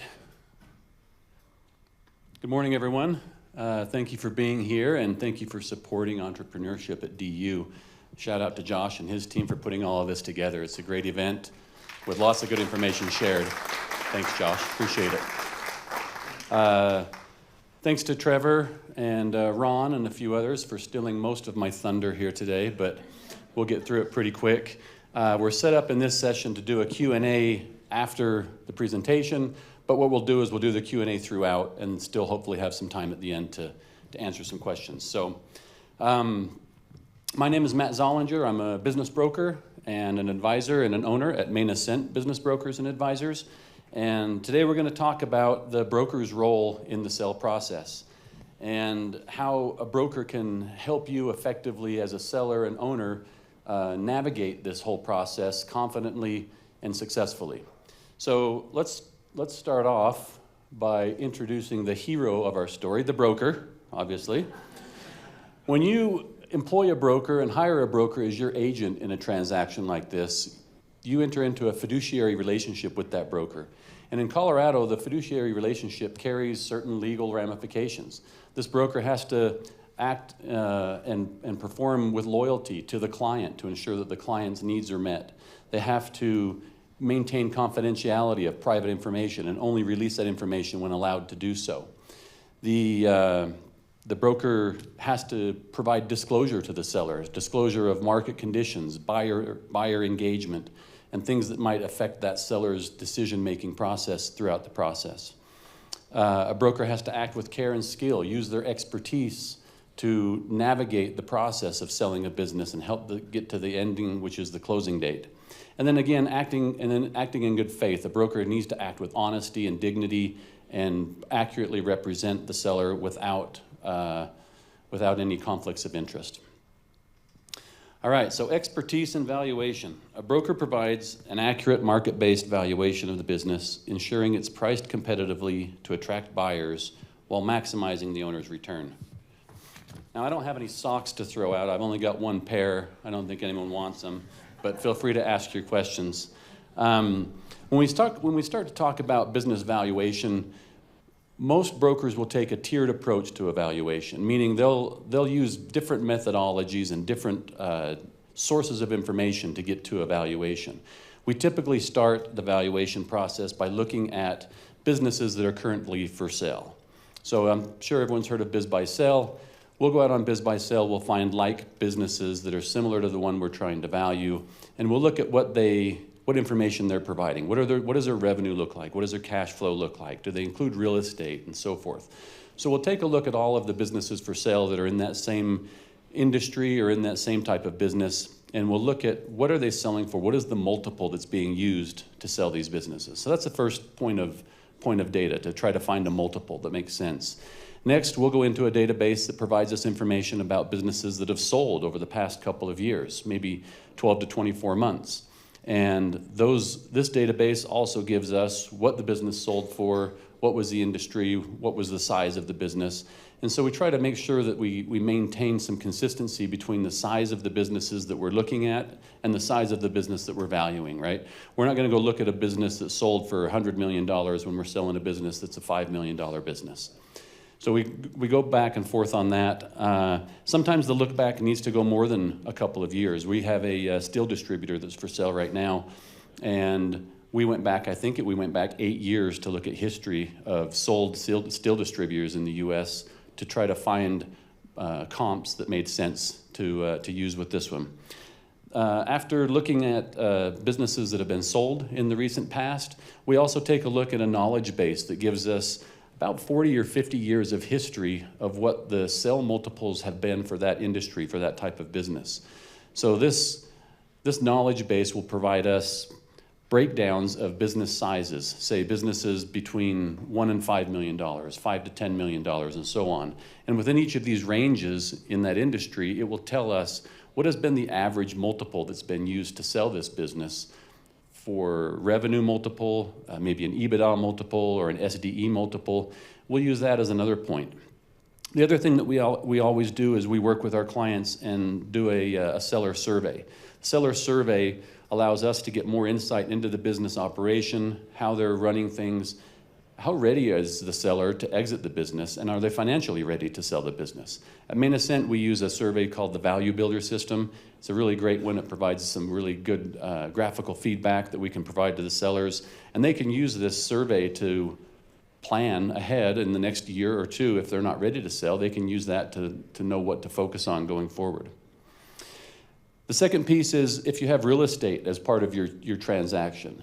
Now, there are some brokerages that don't take on a business with real estate, so make sure that if you have real estate involved in your transaction that you ask about that. Main Ascent, we do both business and real estate sales. And when you go to do the real estate valuation, oftentimes a commercial real estate broker can provide a comprehensive report that gives you information about the subject property, the structures on that property, and the value of that, as well as the value of the area around that property. Where it becomes more difficult is if you're into rural areas of the country, Colorado, out east, for example. And so what we do is we take a little bit different approach. We search for like properties in that same region, and we even expand out across the U.S. as needed. We take into consideration things like the location, the population density, construction materials of the structures on the property, as well as the build out, right? Does it have offices? Does it have warehouse? Does it have retail space? So we look at all of those other things, calculate out an average price per square foot with all of these comps, an average price per acre, and then we look to see how we can apply that to the real estate that we're looking to sell. So combining the business valuation and the real estate valuation, we then come up with a total price of what we're looking to sell the company for, the business for. And it typically includes a range from X to Y on what the business valuation is. All right, maximizing sell value. By leveraging their market knowledge and deal structuring expertise, brokers can often secure higher sell price and better terms than an owner could achieve alone. So structuring a deal that's attractive to the market is a key piece of preparing a business to go to market. And part of this in producing a creative deal structure will make it a more attractive opportunity for the buyer pool out there. And working with owners and sellers to ensure that they don't undervalue their assets or overvalue their assets will help ensure that that deal, as it sits on the marketplace, is attractive to the buyer pool, and you get a lot of buyer engagement from there. Oftentimes, sellers who are owners they're busy running their businesses, they may not have the experience and knowledge, and therefore they may misjudge buyer tactics. They may get caught up in deal terms and accept some suboptimal options that are being presented to them because they don't have the know-how, they don't have that experience. The broker can help protect the seller interests and minimize concessions that don't need to be made, and therefore maximize the value of that return on the sale of that business. Moving on, confidentiality. Brokers maintain confidentiality by screening buyers and using non-disclosure agreements, protecting sensitive business information and preventing employees, customers, or competitors from learning about the sale prematurely. So typically, businesses are marketed via a blind ad, right? And the blind ad provides enough information for that business to be seen on the marketplace, to capture a buyer's interest, and hopefully prompt them to request more information. It keeps the confidential information safe. It doesn't release the company's name. There are exceptions. Some companies go out wide open with their name out there and everything, but most go out under a blind ad. The piece of confidentiality and how we manage that, it starts at the very beginning from our first interactions with the owners of the company. When we start to receive information from them, it has to be done in a safe and secure manner. That information needs to be guarded. Confidential information doesn't get released until later on in the process when we're authorized to do so.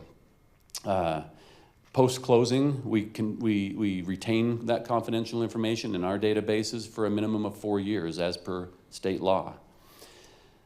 Let's talk a little bit about what types of confidential information can get out there or do get put out there with buyers as buyers become interested in your business.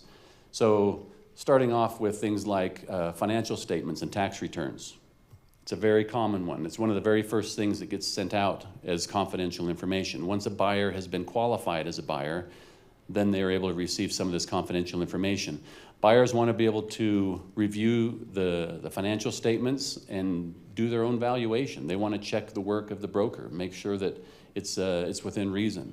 And then they also were going to want the tax returns because they want to make sure there aren't any shenanigans going on with the financial statements versus what's being reported to the IRS. So that gives them that opportunity to do some checks and balances. Another piece that is commonly requested of confidential information from buyers is customer lists and vendor lists. What do we think about releasing that type of information to the buyer pool? Nobody? Not typically, right? We don't typically release customer lists or vendor lists because that's kind of the secret sauce that keeps the business going. If you release customer lists and vendor lists to the buyer pool too early or at all, they have then the potential to take that information and misuse it and then become one of your competitors. So if customer lists and vendor lists are needed to complete the transaction, that's usually held off until right at the end, right before closing, or even maybe after closing. Another piece that causes some difficulties and some strains in the relationships is access to employees of your business. This is almost always a bit of a tug of war between the buyer and the seller. The seller wanting to protect their employees. Most employees don't know the business is for sale. If they did find out it was for sale, they might panic and start to go out to look for another job. Whereas on the buyer side, the buyer wants to be able to talk to employees or maybe just key employees to confirm that the operation of the business is what they're being told it is.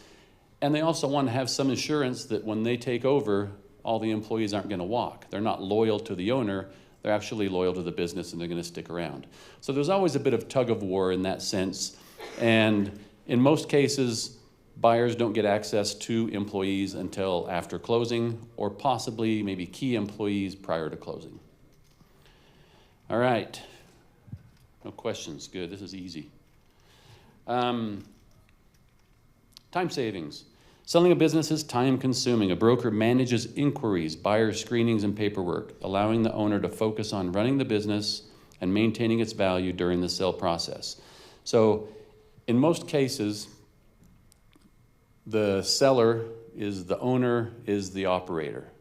And so they're busy every day running the day-to-day operations of the business, taking care of everything that has to happen to make that business profitable so that it remains in a situation that's sellable.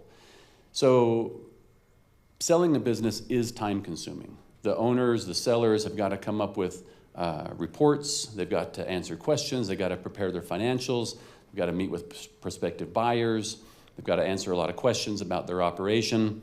And what you want is you want a broker who will take the time to learn your business well enough so that when you do go to market and the initial chaos of hundreds of buyer inquiries coming in about this business, can be processed by the broker, initial questions can be answered, information provided, almost without the seller's knowledge, right? You want to be working on your business. What we have found, and this goes to your question, Keith, what we have found over time is that it typically takes about 100 buyer inquiries to get to our first LOI. And it typically takes 2 to 3 LOIs to get to a buyer who's willing and able to close the deal. So we're talking 200-300 different buyer inquiries. How many of you as owners and sellers have time to process hundreds of buyer inquiries?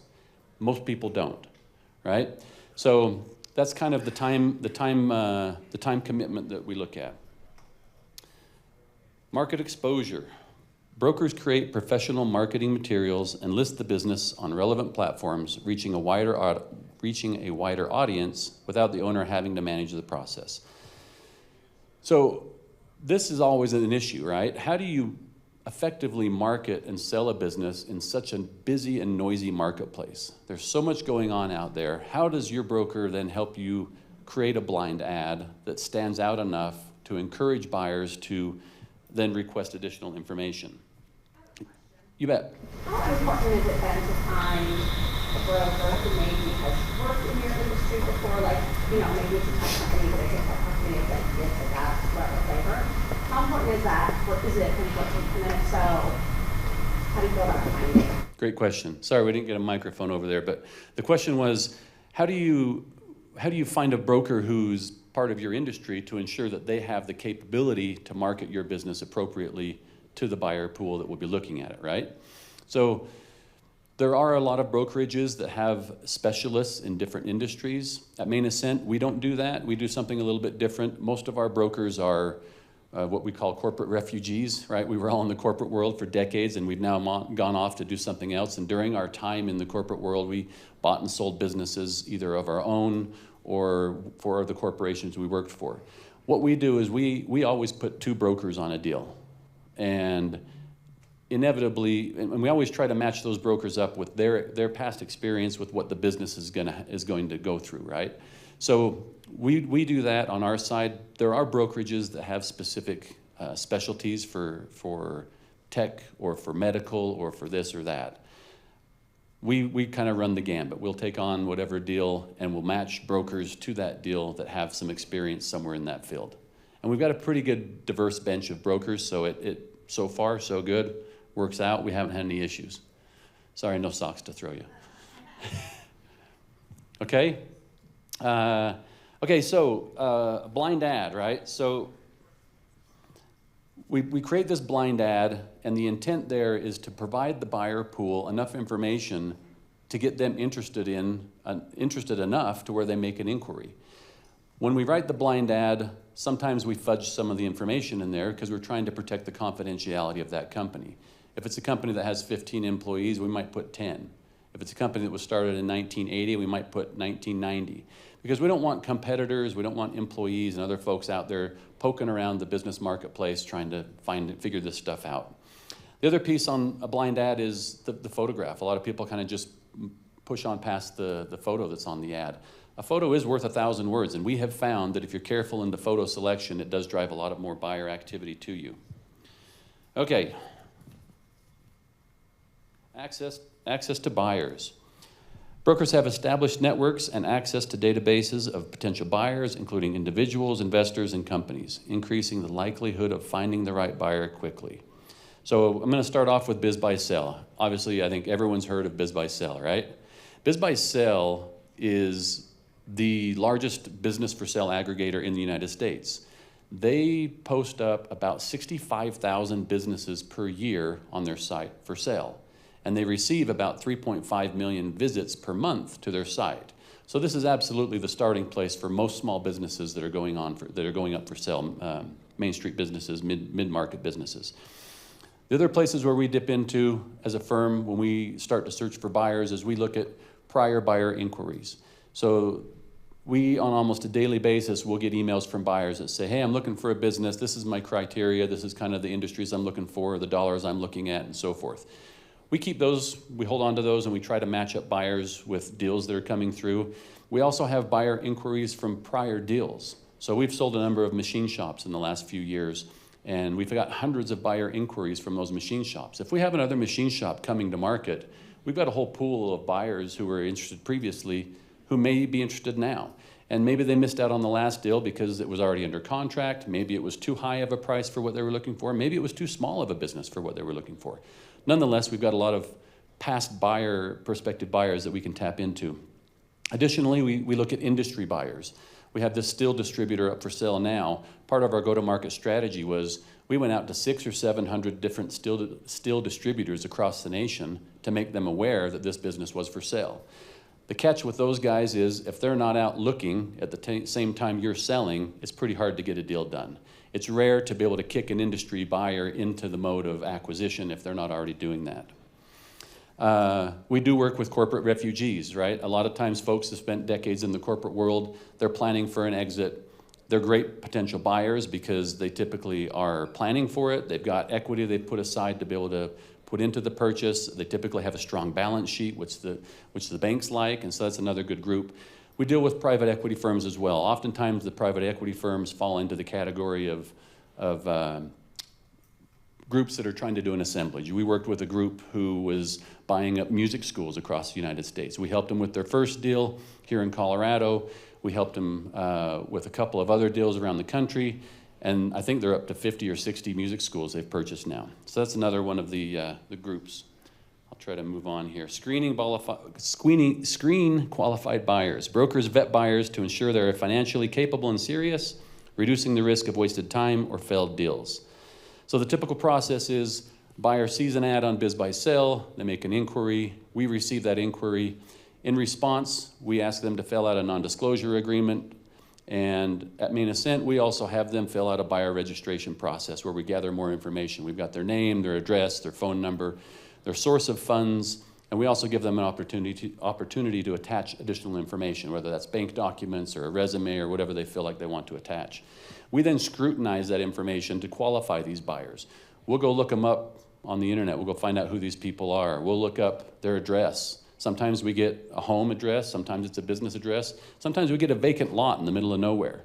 And so if we have any red flags go up, we'll start to dig deeper. We'll contact the buyer and say, hey, you gave us an address, it's a vacant lot, what's going on? Oh yeah, I own that lot, and blah, blah, blah. So we do quite a bit of Upwork front before we qualify a buyer. And once they are qualified, then they receive that first bit of confidential information in the form of the SIM. SIM typically has a business overview, operational overview, as well as some financials. We like to put in there a section on growth opportunities for the business to help those prospective buyers see what the potential of the business may be going forward into the future. And then we also include a seller bio in our SIM. And a lot of our sellers say, well, I don't want my picture in the SIM, I don't want my information in there. And so what we talk to them about is this buyer-seller relationship is oftentimes the glue that holds a deal together, that gets a deal to the end. And so we try to start that building of that relationship right from the beginning. Buyers who get the SIM can take a look, they can see get an idea of who they're going to be dealing with from the beginning. And as brokers, we work hard to protect that buyer-seller relationship as things move forward. Negotiation skills. Experienced brokers act as intermediaries, handling negotiations to secure favorable terms and pricing while reducing emotional involvement from the owner, which can lead to better outcomes.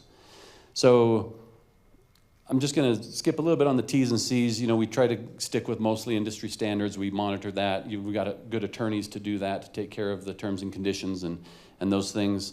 One of the key things here is most owners and sellers aren't used to being questioned about why they do what they do, right? If you're an owner of a business, an operator of a business, and someone says, well, why did you spend this money here this year, and why did you do that there?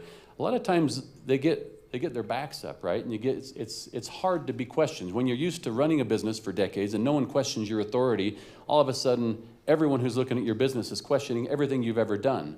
And it always worked for you, so you're saying, well, what do you care? It works, let's just move forward. So brokers act as the bad cop, right? If there's bad news to deliver, use your broker. Have your broker do that. Preserve that seller-buyer relationship, and we can help shield those the sellers and help talk them through some of these hurdles that come up when emotion gets involved. Let's see. Did I lose my place here? Didn't have my notes, sorry folks. Okay, so navigating complexities, here we go. Brokers guide owners through legal, financial, and regulatory complexities, coordinating with accountants, lawyers, and other professionals to ensure a smooth transaction. All right, everyone wants a smooth transaction. So we typically do work with the attorney for the seller. We oftentimes work with the attorney for the buyer. There's a lot of back and forth between those groups. We also work with owners and sellers' financial personnel, their accountant, their CPA. There are times where we really want the owner focused on the business, right? Keep your foot on the gas of the business, keep it running, let us run the process. So we'll have instances where we go directly with the CPA, we work back and forth with them to get all the financial reports that are needed, let the owner and the operator continue to run their business.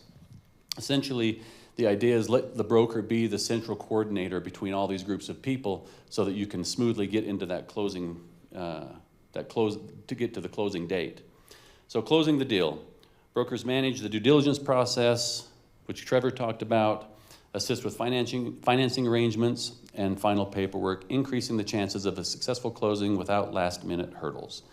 So giving timely access to critical information to the buyers, and especially, of course, a buyer who's under contract and you're working through an LOI. A lot of due diligence. Trevor mentioned that it's not uncommon to have due diligence lists that are hundreds and hundreds of items long. It's not uncommon that many of those items are NA, right? It's the buyers have these long lists. We go through that. We help the seller. Typically, a seller will get a list like that sent to them from the buyer, and they'll freak out. They're like, what is all this stuff, right? They don't even know what most of it is. So we as brokers, we go through the due diligence list first. We mark all the NAs off. And then at that point in time, oftentimes we have the majority of the information that the buyer's already looking for. So we can gather all that information. We have the data room set up, and we can give them access to all of that information for due diligence. And then only on certain items that they request that we don't already have, that's when we go back to the seller. Again, allowing the owner to maintain their business, operate the business, keep things running strong so that we don't get to the end and things have fallen off, because we've seen that happen too, with sellers taking their foot off the pedal. And then again, clear communication equates to conditions to close are met effectively, and the closing date gets done on time. So let's hear it for our hero, the broker, who successfully valued the business, marketed the business, and negotiated a sweet deal for their client, and the client's now retired off to their beach house in Costa Rica. All right. Q&A. Okay, sorry, we got a microphone over here. All right, thanks. So I was curious, could you speak a little bit about how brokers are compensated? You bet. And if that impacts deal structure, particularly like the more creative structures? Yeah, you bet. So brokers will charge a percentage of success fee typically, right? At least in our brokerage. So up front, we will usually ask for some sort of retainer. It might be $10,000. And then the fee for the commission is, and the retainer is 100% applied against the commission in the end. So we get paid when you get paid, when you sell your business. We don't get paid before that. There are some brokerages that'll charge monthly retainers. We don't do that. We charge one upfront fee, and then we go all in to learn your business and find a buyer. And then when that closes, that's when we would get our pay.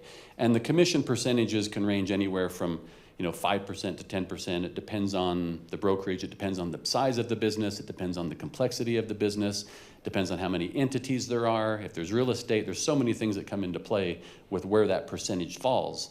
But that gives you kind of a general idea, I hope. Is that good? Is that? The impact on the deal structure, we don't factor in commission when we value a business. Is that kind of what you're asking? So the deal structure doesn't really get impacted by what the broker commission is. I meant more like if there's an earnout or if there's seller financing. Yeah, great question. Okay. Components. Yeah. So different brokerages will handle that differently. Some brokerages will say if there's an earnout or there's a seller note, then we get our commission when you get your money. Other brokerages will say we're paid a commission on the full purchase price. When we close the deal, we get paid our full commission. At Main Ascent, we've done it both ways.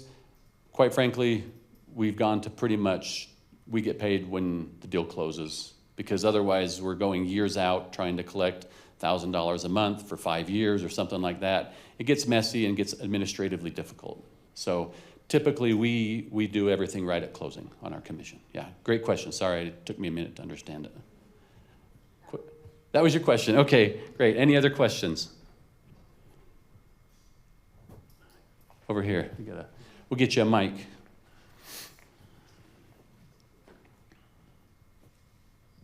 So from a marketing perspective, some companies may have like a customer list, like a portfolio on their website.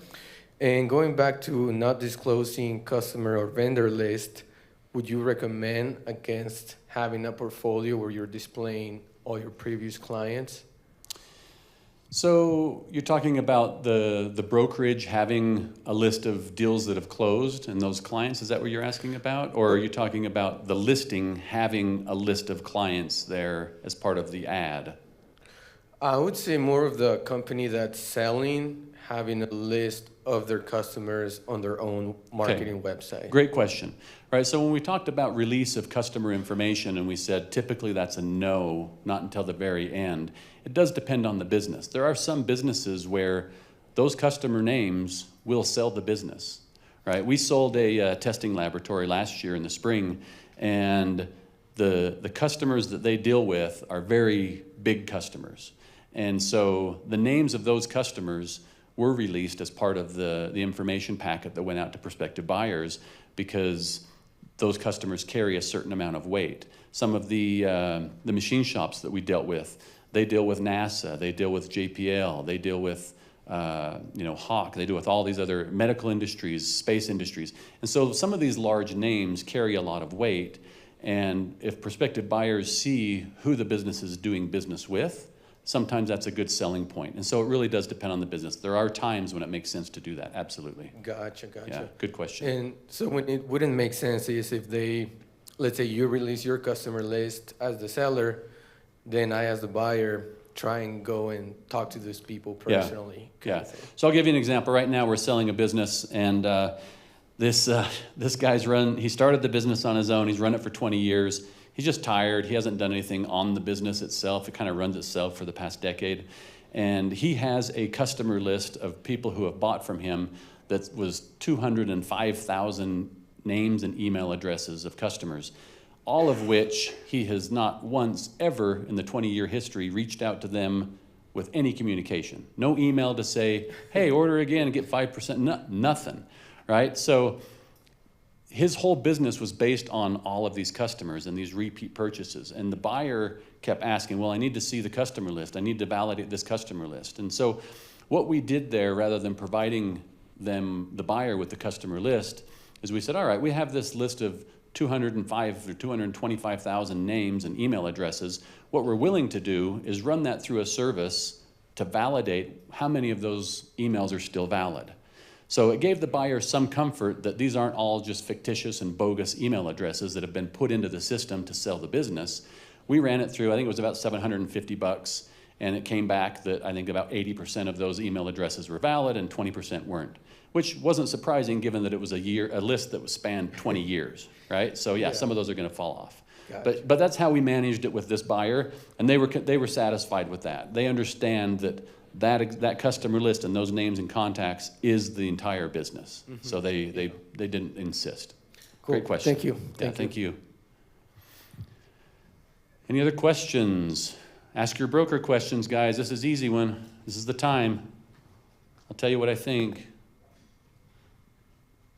How much time do we have, Josh? 5 more minutes? Okay, great. Given the current economy, how are you seeing deal flow on buyers and sellers?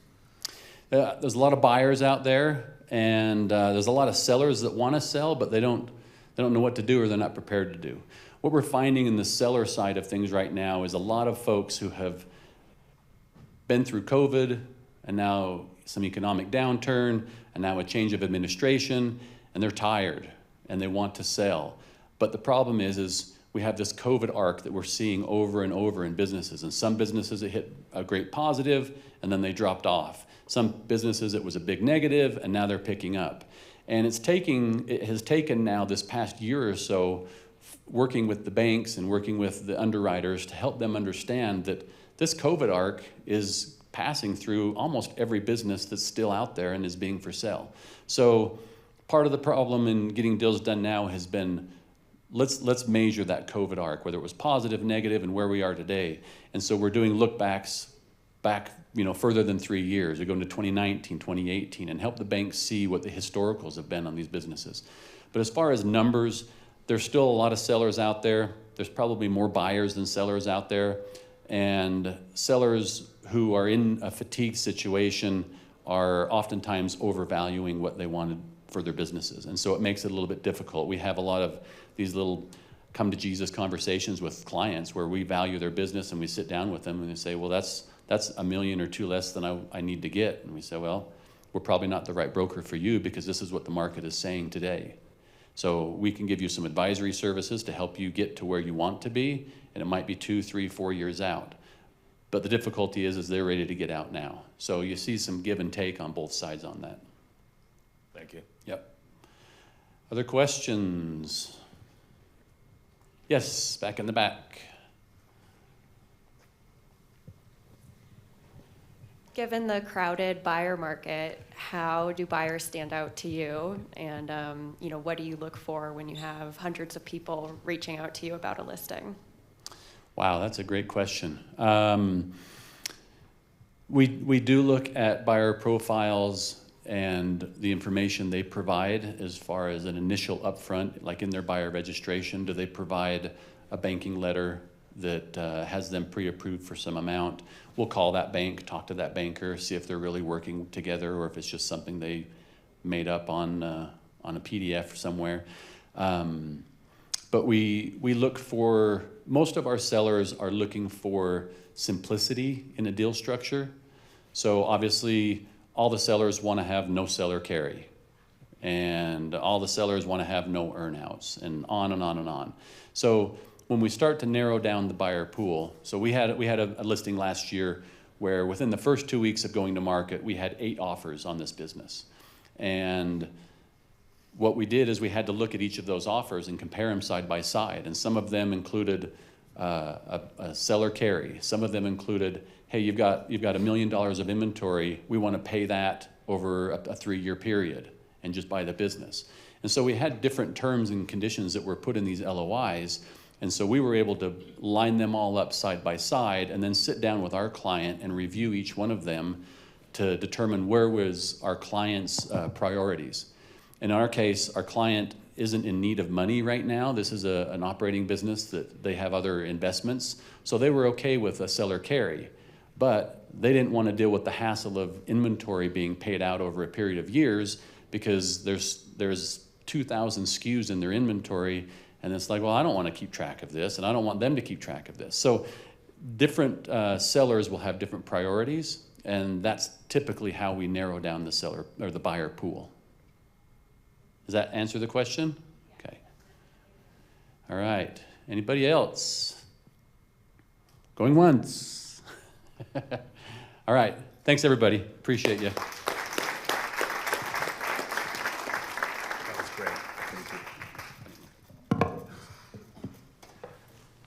Okay, so we're going to take a short break. We're going to take a break until 11:45, and then we have our last topic of the day.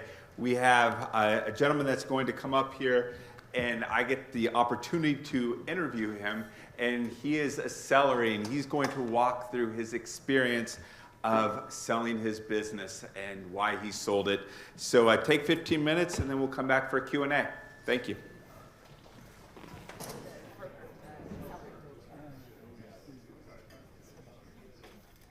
Okay, a little different format for the very final topic for today.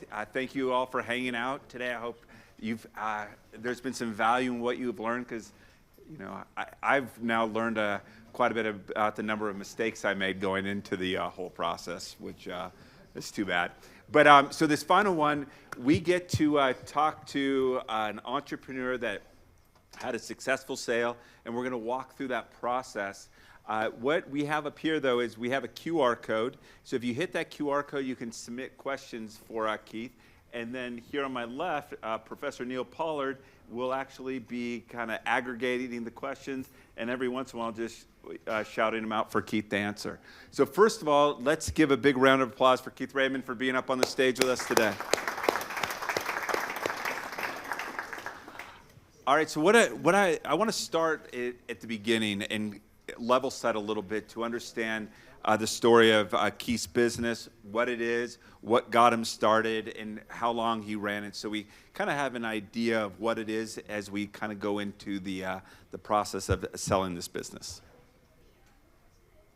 Hello. Oh, okay. Well, so I guess I'll try to give the Reader's Digest version here. Been in construction for about 25 years. Ended up working in the plumbing and heating space. Decided that, just like everybody else on the planet that's got that entrepreneurial spirit, that I could do better myself. I could be more profitable, seeing, kind of behind the scenes and whatnot. So back in 2015, I started my own business at the behest of my wife, telling me it's time for you to do your own thing because you've been helping everybody else out with their business. It's time to do your own thing. So I started a company called Priority Drain and Sewer that evolved through some business partnerships to Priority Plumbing and Heating. Grew to 3 locations from Colorado Springs to Fort Collins. And then, kind of fast forward back in 2023, decided to float the idea of selling. And in 2024 of May, was 1 year this week, exited. And that's just the very, very, very macro view. So hopefully that touches a couple points there anyways. Well, I think you finished it. You went from the start to end. We're done. Mic drop. Yeah, there you go. Thank you. Yeah, right. So a little bit about the business, right? 3 locations. They're obviously success because you had a successful exit. Talk to us a little bit about what made this business successful. What was it? Timing? Was it your skill set? Was it luck? Walk us through it a little bit. All the above. Yeah. The irony is if you were to say, hey, Keith, could you replace my water heater? I would say no, but I know a guy. It's just kind of, I have no technical attributes, but I know customer service, I know sales, and a little bit about money. What really drove my success was surrounding myself with smarter people that don't know, or that know what I don't know. It doesn't matter if it's accounting, doesn't matter if it's people that were mentors of mine that helped me grow my business in areas that I had blind spots in, and strategic relationships, strategic partnerships in subcontracting and also in vendors and whatnot. So those were the things that were the primary drivers and the catalyst to our success.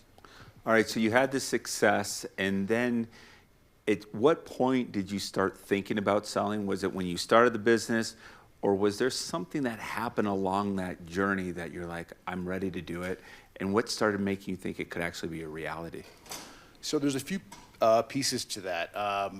I had a minority business partner, and again, I don't know if anybody's ever been exposed to any type of business partnerships. Those can be unique. That was a part of the driver for me to exit. Wasn't bad. It was just one of those things where I'd been in the home services space for a period of time, and I was looking at our revenue. I was looking at the talking to other people in my industry that basically said, hey, look, you know what, we're exiting, now could be a time for you to visit it. And, oh, by the way, all the emails that you get from random people, oh, yeah, you want to sell your business, yada, yada. And finally, I'm like, okay, let's just throw our hat in the ring here. Now, mind you, I never had any goals of an exit as it related to, oh, I'm gonna sell after this marker, or I'm gonna sell after, this revenue, or, this scale or whatever. But the reality of it is, I wish I would have, in all fairness. But once I started floating the idea and talking it over with my business partner, that's when I got approached by some, actually responded to some of the emails from the people looking out to, hey, we'd like to acquire your business. So that started the dance. Yeah. Were there any concerns or hesitations along this way, either with you or potentially your wife, who I just got to meet? Because when I decided to sell my wife was incredibly supportive, but she was like, "Is this a good idea?" Yeah, that's a great question. The concern was inside of the partnership was my business partner didn't want to sell, right? But I was like, hey, I want to vet this out. I want to see what's real. I want to see what's not real here. And we had the luxury, we didn't need to sell. We were financially free. We weren't tied to anything contractually to where we had to really worry about anything. So that allowed us the leverage that we needed inside of vetting this out. And it worked out to our benefit. But the first go around, I mean, we probably went through 4 or 5 different engagements just on our own before signing on with the broker. And please, if you have any questions, please go ahead and hit that QR code up there.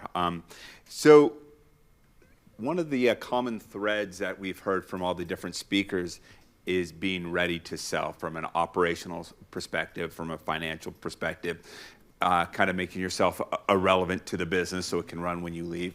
When you made that decision, walk us through where your business was, and if it wasn't ready at that point in time, what did you have to do?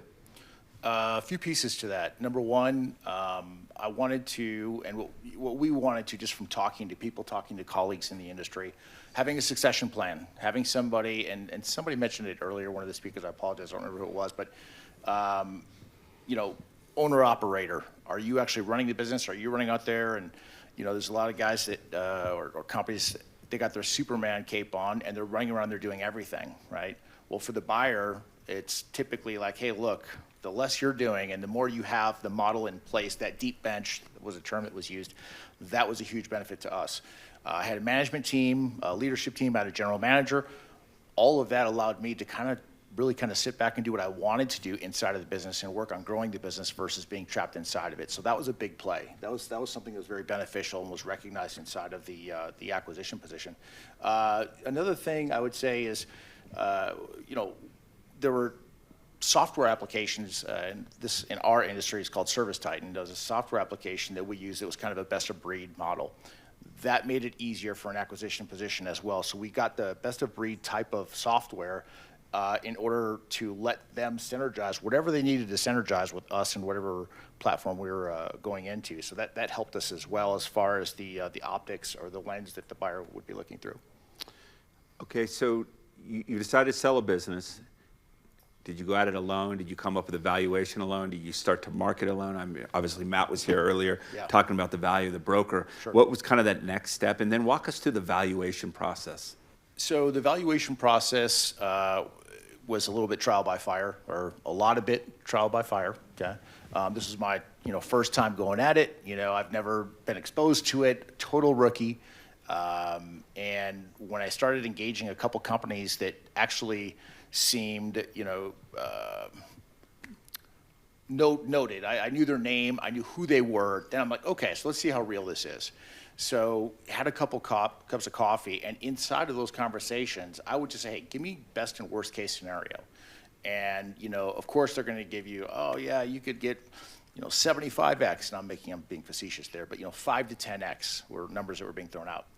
So we got pretty close on one deal. The deal fell out of bed just because we didn't get to numbers. The broker from that deal reached out to me on the sidelines and said, hey, look, I can represent your company and possibly get you more of what you're asking for. So that's kind of how it came about. And inside of that relationship and that agreement is when I started making sure that we were dialed into what the true expectations were going to be from a multiple standpoint, at least from our position. All right, so you chose that broker that reached out to you.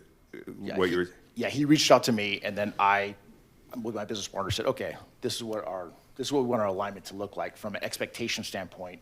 Can you walk us through that a little bit? Yeah, sure. In terms of the broker percentage, the agreement, the expectation? So, Matt, this is just how I handled it, all right? I was pretty assertive in how I negotiated with my broker, all right? I negotiated, there's obviously what he asked for, and I went back and forth on that negotiation term with his commission structure and everything else. In addition to that, I also negotiated the expectation of where we wanted to be. We wanted to be at 8x.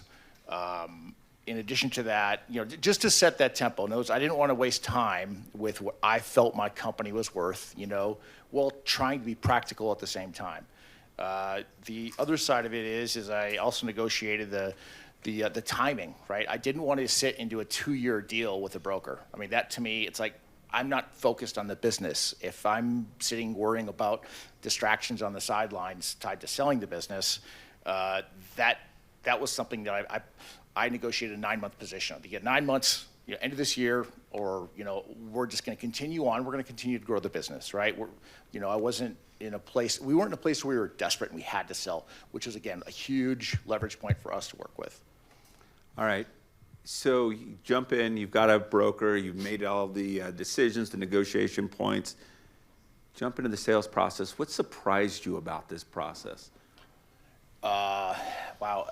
So what surprised me is, and Matt alluded to this, there's probably 100 entities that reached out with interest, okay? The first 70 of them were, we'll give you 3x, and I'm like, oh, wow. It was humbling. It was humble pie to see, 70% of the buyers out there, they're saying your company's worth this and not that, right? And again, just same numbers, of those, 100 buyers or 100, pieces, entities that had interest, there's probably 10 of them that were like, okay, let's dig a little bit deeper. Let's peel the layers back to the onion and find out how interested they are. And of those, there's probably 5 that we actually said, okay, let's kind of go back and forth. And at the end of the day, there's 3 that we actually sat down with and said, okay, here's where we're really at, right? And I'll tell you, it's again, humbling when you're looking at what you think your business is worth. And I'm not just talking about from a valuation standpoint, but just from a fit, right? I was looking at, we have a branch in Colorado Springs, we have a branch in Denver market, and then we just grew a branch up in Fort Collins, and I'm like, oh man, this is fantastic. But the reality is, it's only fantastic if the buyers like it, right? I ran into a situation where, one of the buyers that we were having some discussions with, they're like, hey, look, we like it, but way back a little bit, I reached out to my broker, and I'm like, hey, look, what happened with X entity? And like, oh yeah, they didn't really like the fact that you were greenfielding up in Fort Collins, right? And I'm like, well, wait a minute, we've proven it twice, and we're doing okay, right? But it didn't matter. It doesn't matter what I think. It only matters what they think. So that was a surprise to me. It doesn't matter what I think how good something is. All that matters is what they think, right? So that was definitely a surprise. I was also surprised at the spectrum of how the range of offers that came in, right? 3 to 8 ultimately. That was a surprise to me. I figured it'd be a lot tighter for a market. Again, plumbing and heating, it's not like it's some niche market. It's pretty straightforward. So that was another thing that was a surprise. I think I may know the answer to this question, but it was important to me. So when I sold, we had 3 offers about the same. I mean, we had other offers, but they just didn't make any sense. But 3 real offers around the same time. And we spent a little, I say we, me, I spent some time really going through them. And there were certain criteria why I chose the company that we chose to buy. And it was really because I thought it was a strategic buy, that it gave our company the best opportunity to grow, and the employees within it the best opportunity to grow their careers. And so you said you had 3 offers. Was there any criteria that you looked at, or was it just strictly a multiple? Yeah, so that echoes a couple of the questions that are in here, right? Like, what, in addition to the price, what are maybe 2 or 3 other things that you looked at to like filter through those? Yeah, partnership, I definitely didn't weigh out enough as to how important that was. And when I say partnership, does it really feel like a partnership? Does it, I mean, it's like, when you're sitting down with somebody and you're talking to them, it's like, okay, what's the angle? What's real? What's not? But vetting all of that out along the way. In my situation, it was a platform that acquired us that was backed by a PE company, all right? I didn't have to worry about money. I didn't have to worry about them not being able to cut a check, right? And as Trevor had mentioned earlier, sometimes that's one of the reasons why these deals fall apart. So fortunately, that part for me was really important. Having the peace of mind to know it's not going to fall apart because of something that wasn't on me.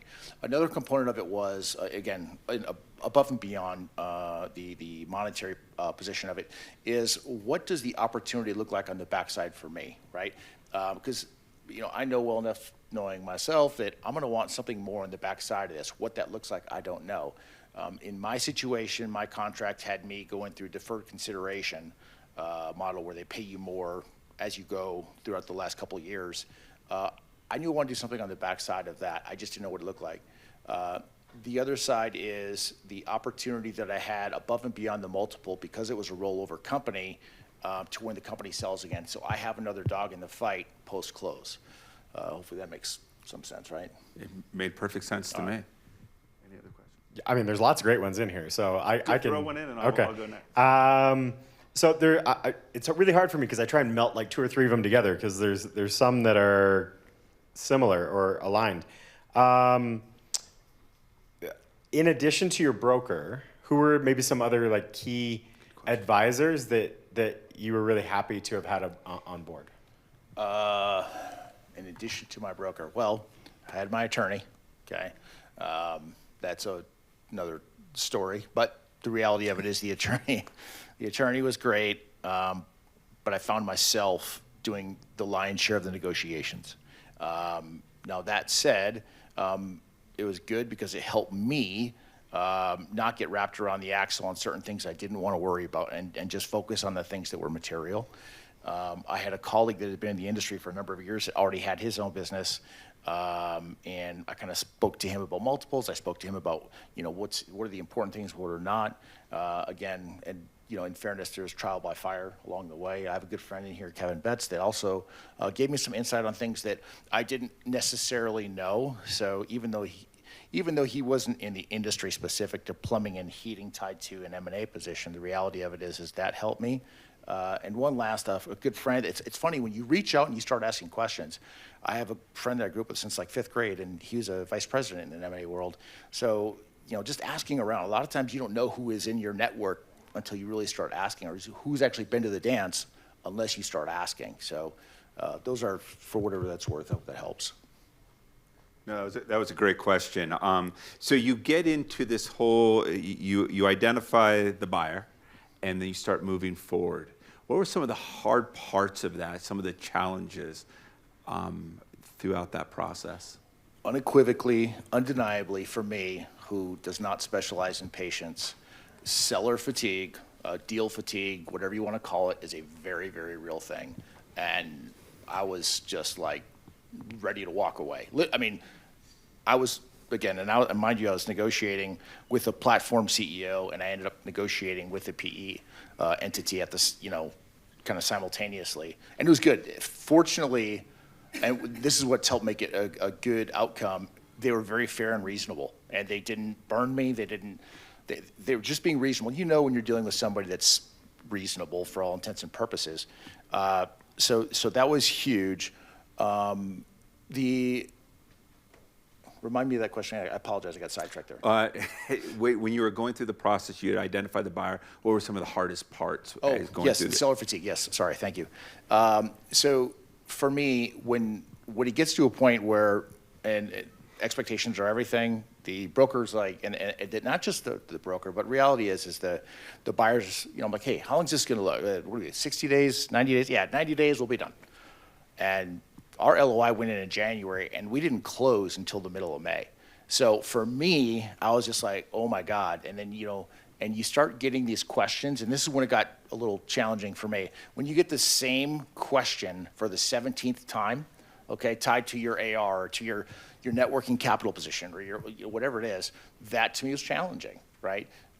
Because again, you're already trying to drive your business, you're already trying to grow your business, you're already trying to do everything else you're supposed to do, legally, financially, and oh, by the way, doing all of this across that period of time, and be discreet about it, and make sure that your team isn't finding out that this is kind of what's going on behind the scenes, thereby pulling the rug out underneath you from your culture standpoint inside of your company.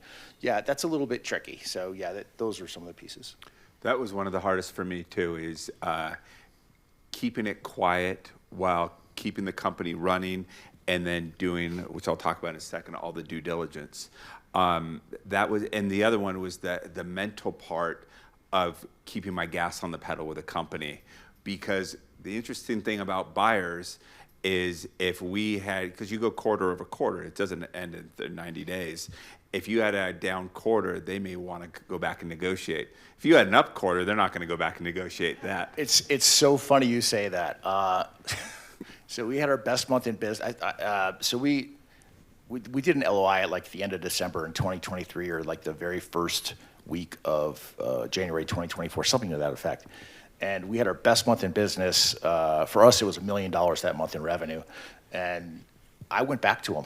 I'm like, hey, just, FYI, this is kind of where we're at, And again, that might sound a little bit, underhanded, but whatever. It's like, that is the time when you're, that take every lever you got inside of that negotiation, And it worked out for us, right? They were diplomatic, we were diplomatic, and it worked out for us in that situation.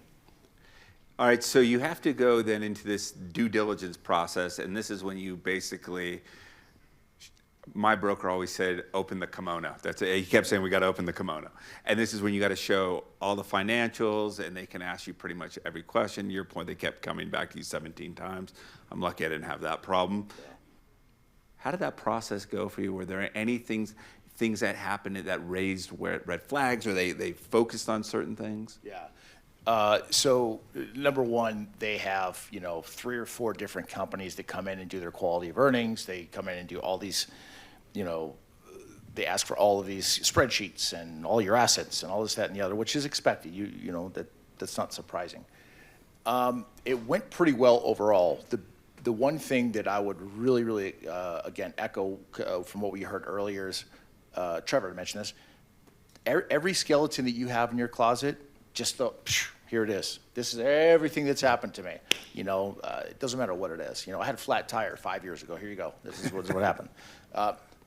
That, to me, is indicative of that transparency. It's indicative of what you have to expect for them. When they can see that relationship and that transparency, they're thinking about assuming that it's going to be a partnership post-close, and you're not just walking away saying, here's the keys.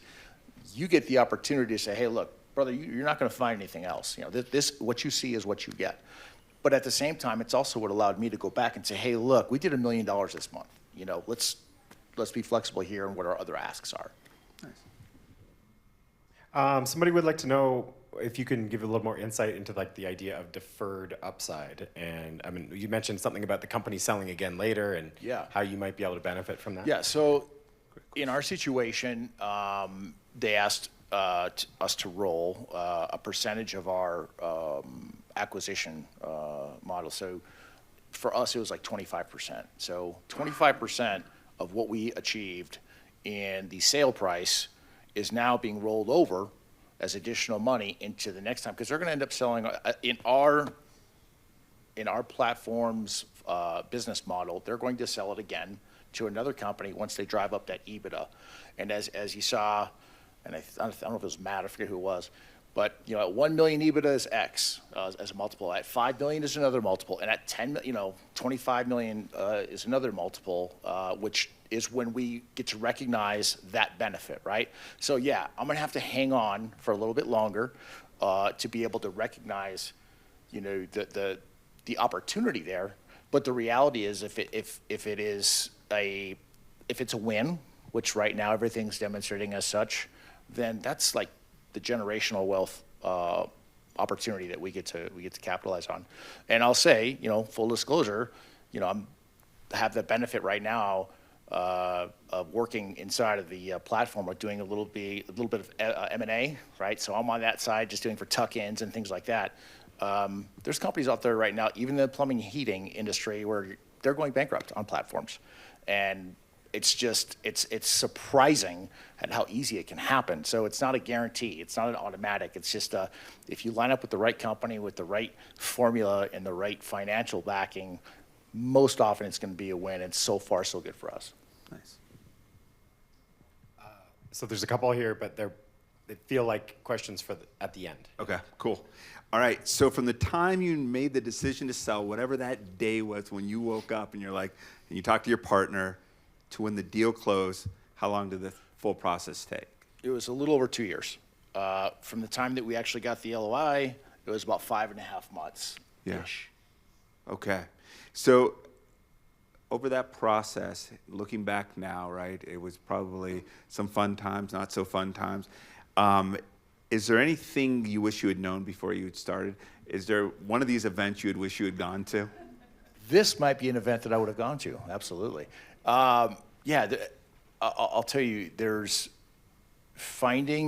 knowing what you could have, or knowing what the buyers would be looking for ahead of time would have made my life a heck of a lot easier, just to say the least.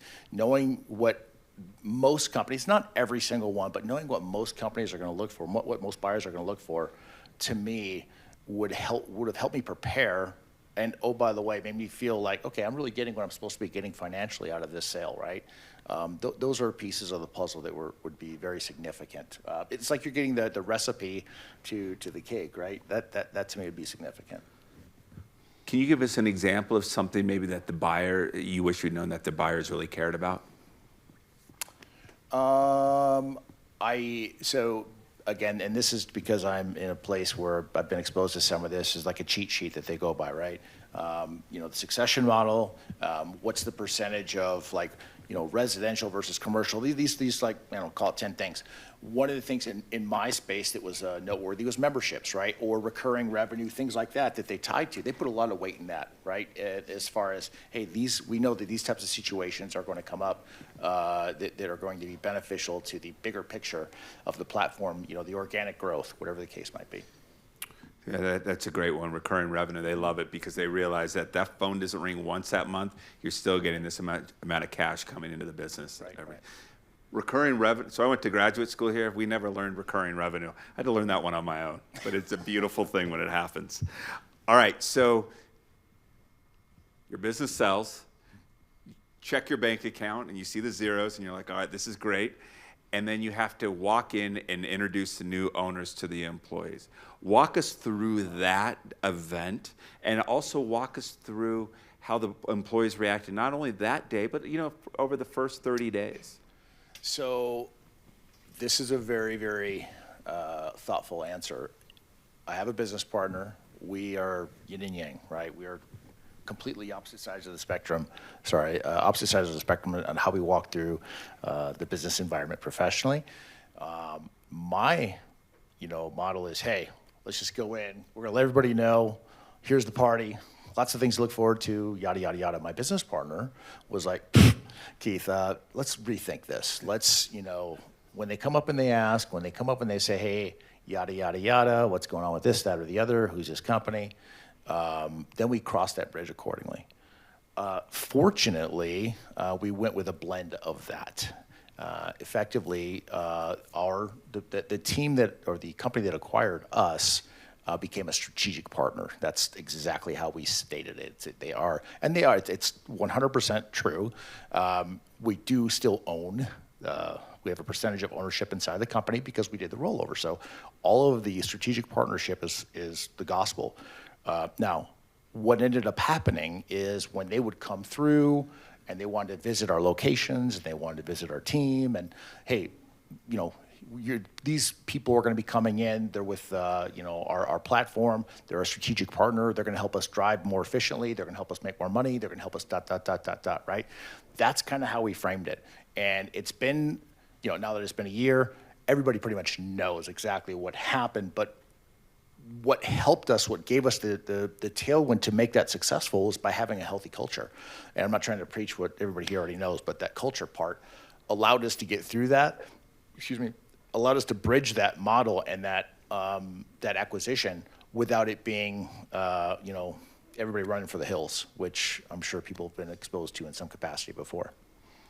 So then what was your requirement or agreement with the platform on the post-sale in terms of you staying around? And were there any challenges? Because a lot of times you hear about these acquisitions and it becomes oil and water very quickly between the sellers and the buyers. Yeah, great question. And I'm going to give you an answer a little bit that's going to tie back to one of your earlier questions.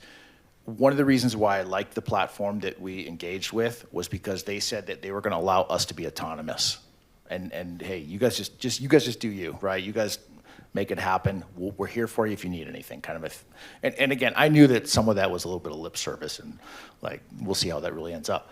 But the truth is it really ended up that way. And again, I know they had their focus on scaling the platform and whatnot.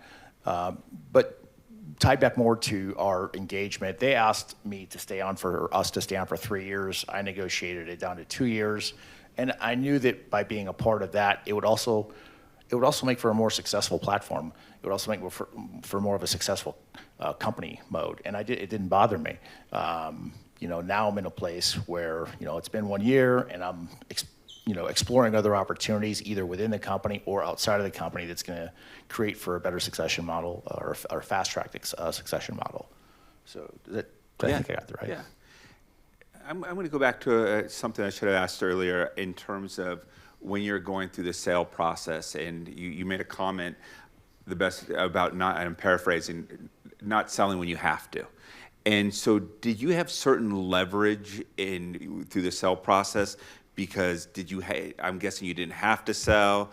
There was an opportunity to be debt-free. How did that approach in terms of how you negotiated? Because you negotiated at a very high multiple based on some of the multiples that were coming in. And sometimes people would have said, I need to take that 3 or 4x multiple for other reasons. Yeah. The not having to sell was a huge part for us. The leverage that it gave us was when I said, and this is 3 months in, and I didn't see the finish line yet. There was no close date set up. There's those kinds of things to me. I'm like, okay, just give me. I want to at least see a finish line, and it wasn't there yet. And we got to a sticky point to where. I don't know, I'm going to make up the numbers, just bear with me. We're a few $100,000 apart on X. And I'm like, you know what?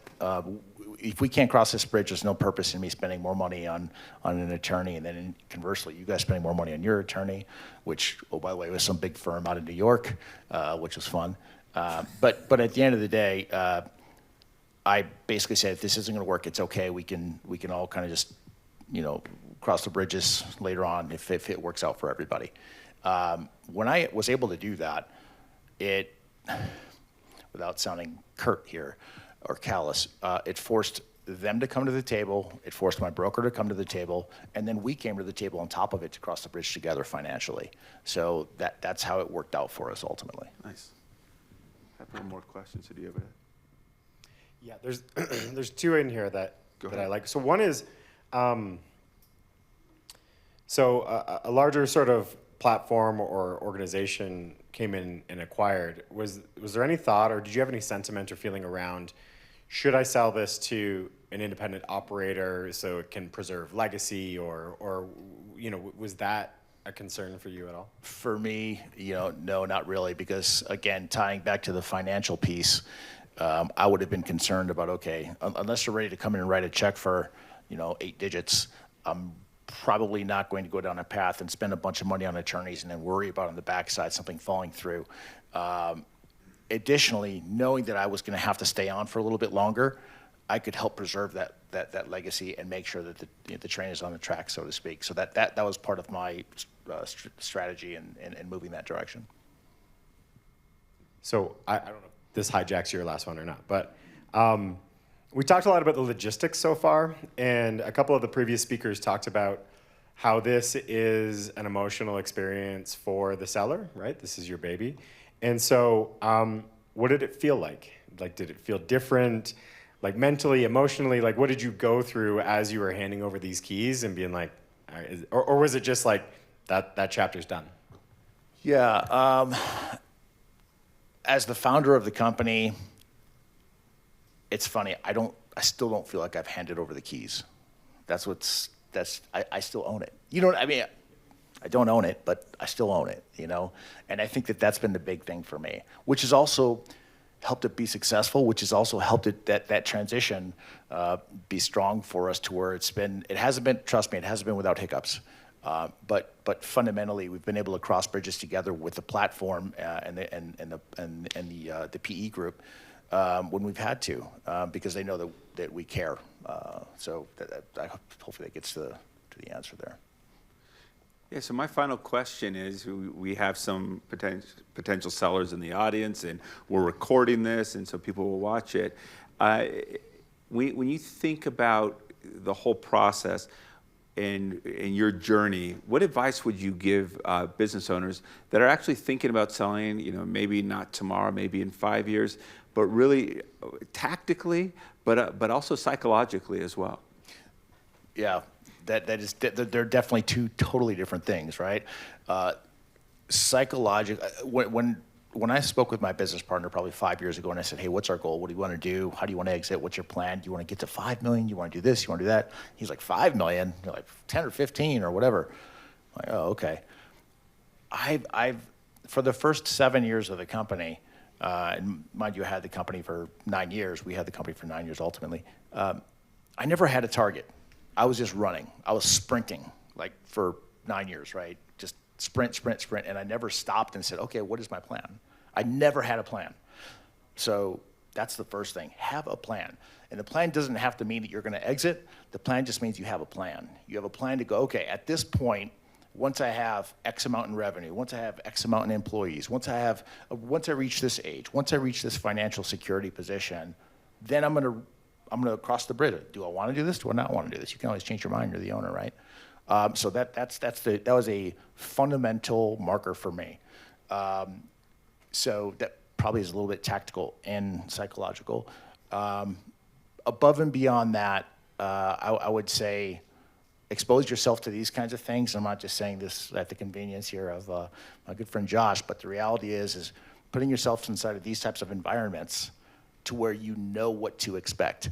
I had no idea to expect. I didn't know what seller fatigue was or deal fatigue was until I was in it, like in the trenches in it. I'm going, oh my God, I'm just done, So that was these kinds of things can really expose you to things so you can be prepared for it, because the better prepared you are going into a situation like this, when you're selling your livelihood, dynamically, the better you're going to feel on the backside of it. So that's great. There. Well, let's give Keith Raymond a big round of applause, please. And this closes out today. I want to thank you all for coming today. This, as I said earlier, is our second part of a two-part series on entrepreneurship through acquisition. But there is a meetup that happens every month with Adam Markley, Entrepreneurship Through Acquisition, so you can talk to him about that. We're also talking with some of our friends at the University of Colorado Boulder about a larger ETA event in the fall as well. So we are slowly starting to build this community. Chris Hillier, who's in the back, teaches a class here on Entrepreneurship Through Acquisition. So this isn't going to stop right now. We are going to keep the momentum moving forward. So however you all may want to be involved, please reach out. But thank you all for coming and spending some time, and have a safe and wonderful long weekend. Take care. Thank you.